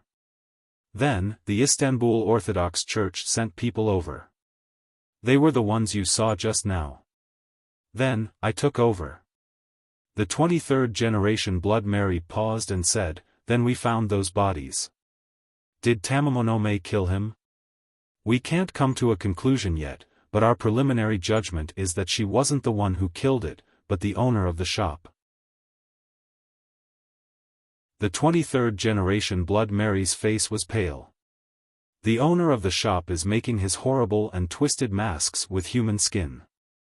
Moreover, we also found a large number of remains under the turf behind the shop. There were hundreds of them, and the time span of the victims spanned decades. What about the owner of the mask shop? He's dead. He was probably killed by Tamamo no Mae. In other words, Tamamo no Mae's role in this incident isn't that of a villain? Instead, she's a positive person who reveals the dark truth. And she even killed the bastard who caused the massacre. That seems to be the case. The 23rd generation Blood Mary nodded. But don't you think it's suspicious? A powerful demon would actually come all the way to Istanbul and cause trouble for a butcher who has nothing to do with her. It's not normal no matter how I think about it. Chen Zhao also found it unusual. Imagine a battle maniac suddenly coming to a small village to punish evil and promote good. It wouldn't be a simple righteous act. In terms of evil, the owner of the mask shop might not be as evil as Tamamo no Mae. So, even Chen Zhao believed that Tamamo no Mae had her own motives. This was also why the 23rd generation Blood Mary was nervous. After all, if Tamamo no Mae had any tricks up her sleeves, it wouldn't be a small fight. Even the 23rd generation Blood Mary wasn't confident that she could handle it. After all, Tamamo no Mae was still in the dark. One could only be a thief for 1,000 days, not a thief for 1,000 days. Not to mention that Tamamo no Mae was hiding. Even if she revealed her true form and caused a ruckus in Istanbul, that would cause a terrifying earthquake. As for Chen Zhao, he was quite dissatisfied with Tamamo no Mae's concealment. However, he was completely uninvolved in this matter. Even if he had some grudges with Tamamo no Mae, it didn't mean that he had to get involved. Chen Zhao would never do something that would bring trouble to himself. The 23rd generation Blood Mary had seen Chen Zhao appear nearby and thought that he knew something. If Chen Zhao could get involved, it would be a great help to her. After all, Chen Zhao had defeated Tamamo no Mae before. So, he had the most right to speak on Tamamo no Mae's matter. But when she heard Chen Zhao's reply, she was instantly disappointed. Not only did Chen Zhao know nothing about it, but from his attitude, it was clear that he planned to stay out of it. Of course, Chen Zhao stayed out of it because of Tamamo no Mae. He had defeated Tamamo no Mae before. But Tamamo no Mae had two divine weapons. Especially the Kusanagi sword. It was a weapon that could make Chen Zhao feel threatened.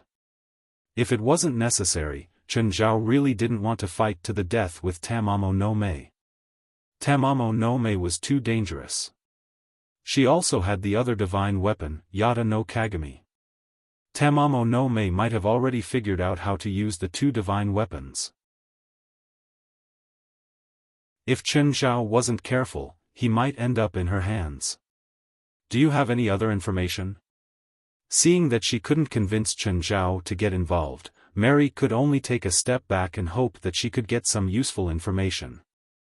Chen Zhao thought back to the entire process of meeting Tamamo no Mae's mask master in the mask shop. Suddenly, Chen Zhao remembered the fox mask. Little Jerlin had wanted it, but Tamamo no Mae had stopped her. Judging from the texture and feel of the mask, it should be an item from a long time ago. It shouldn't have been made from the skin of the victims.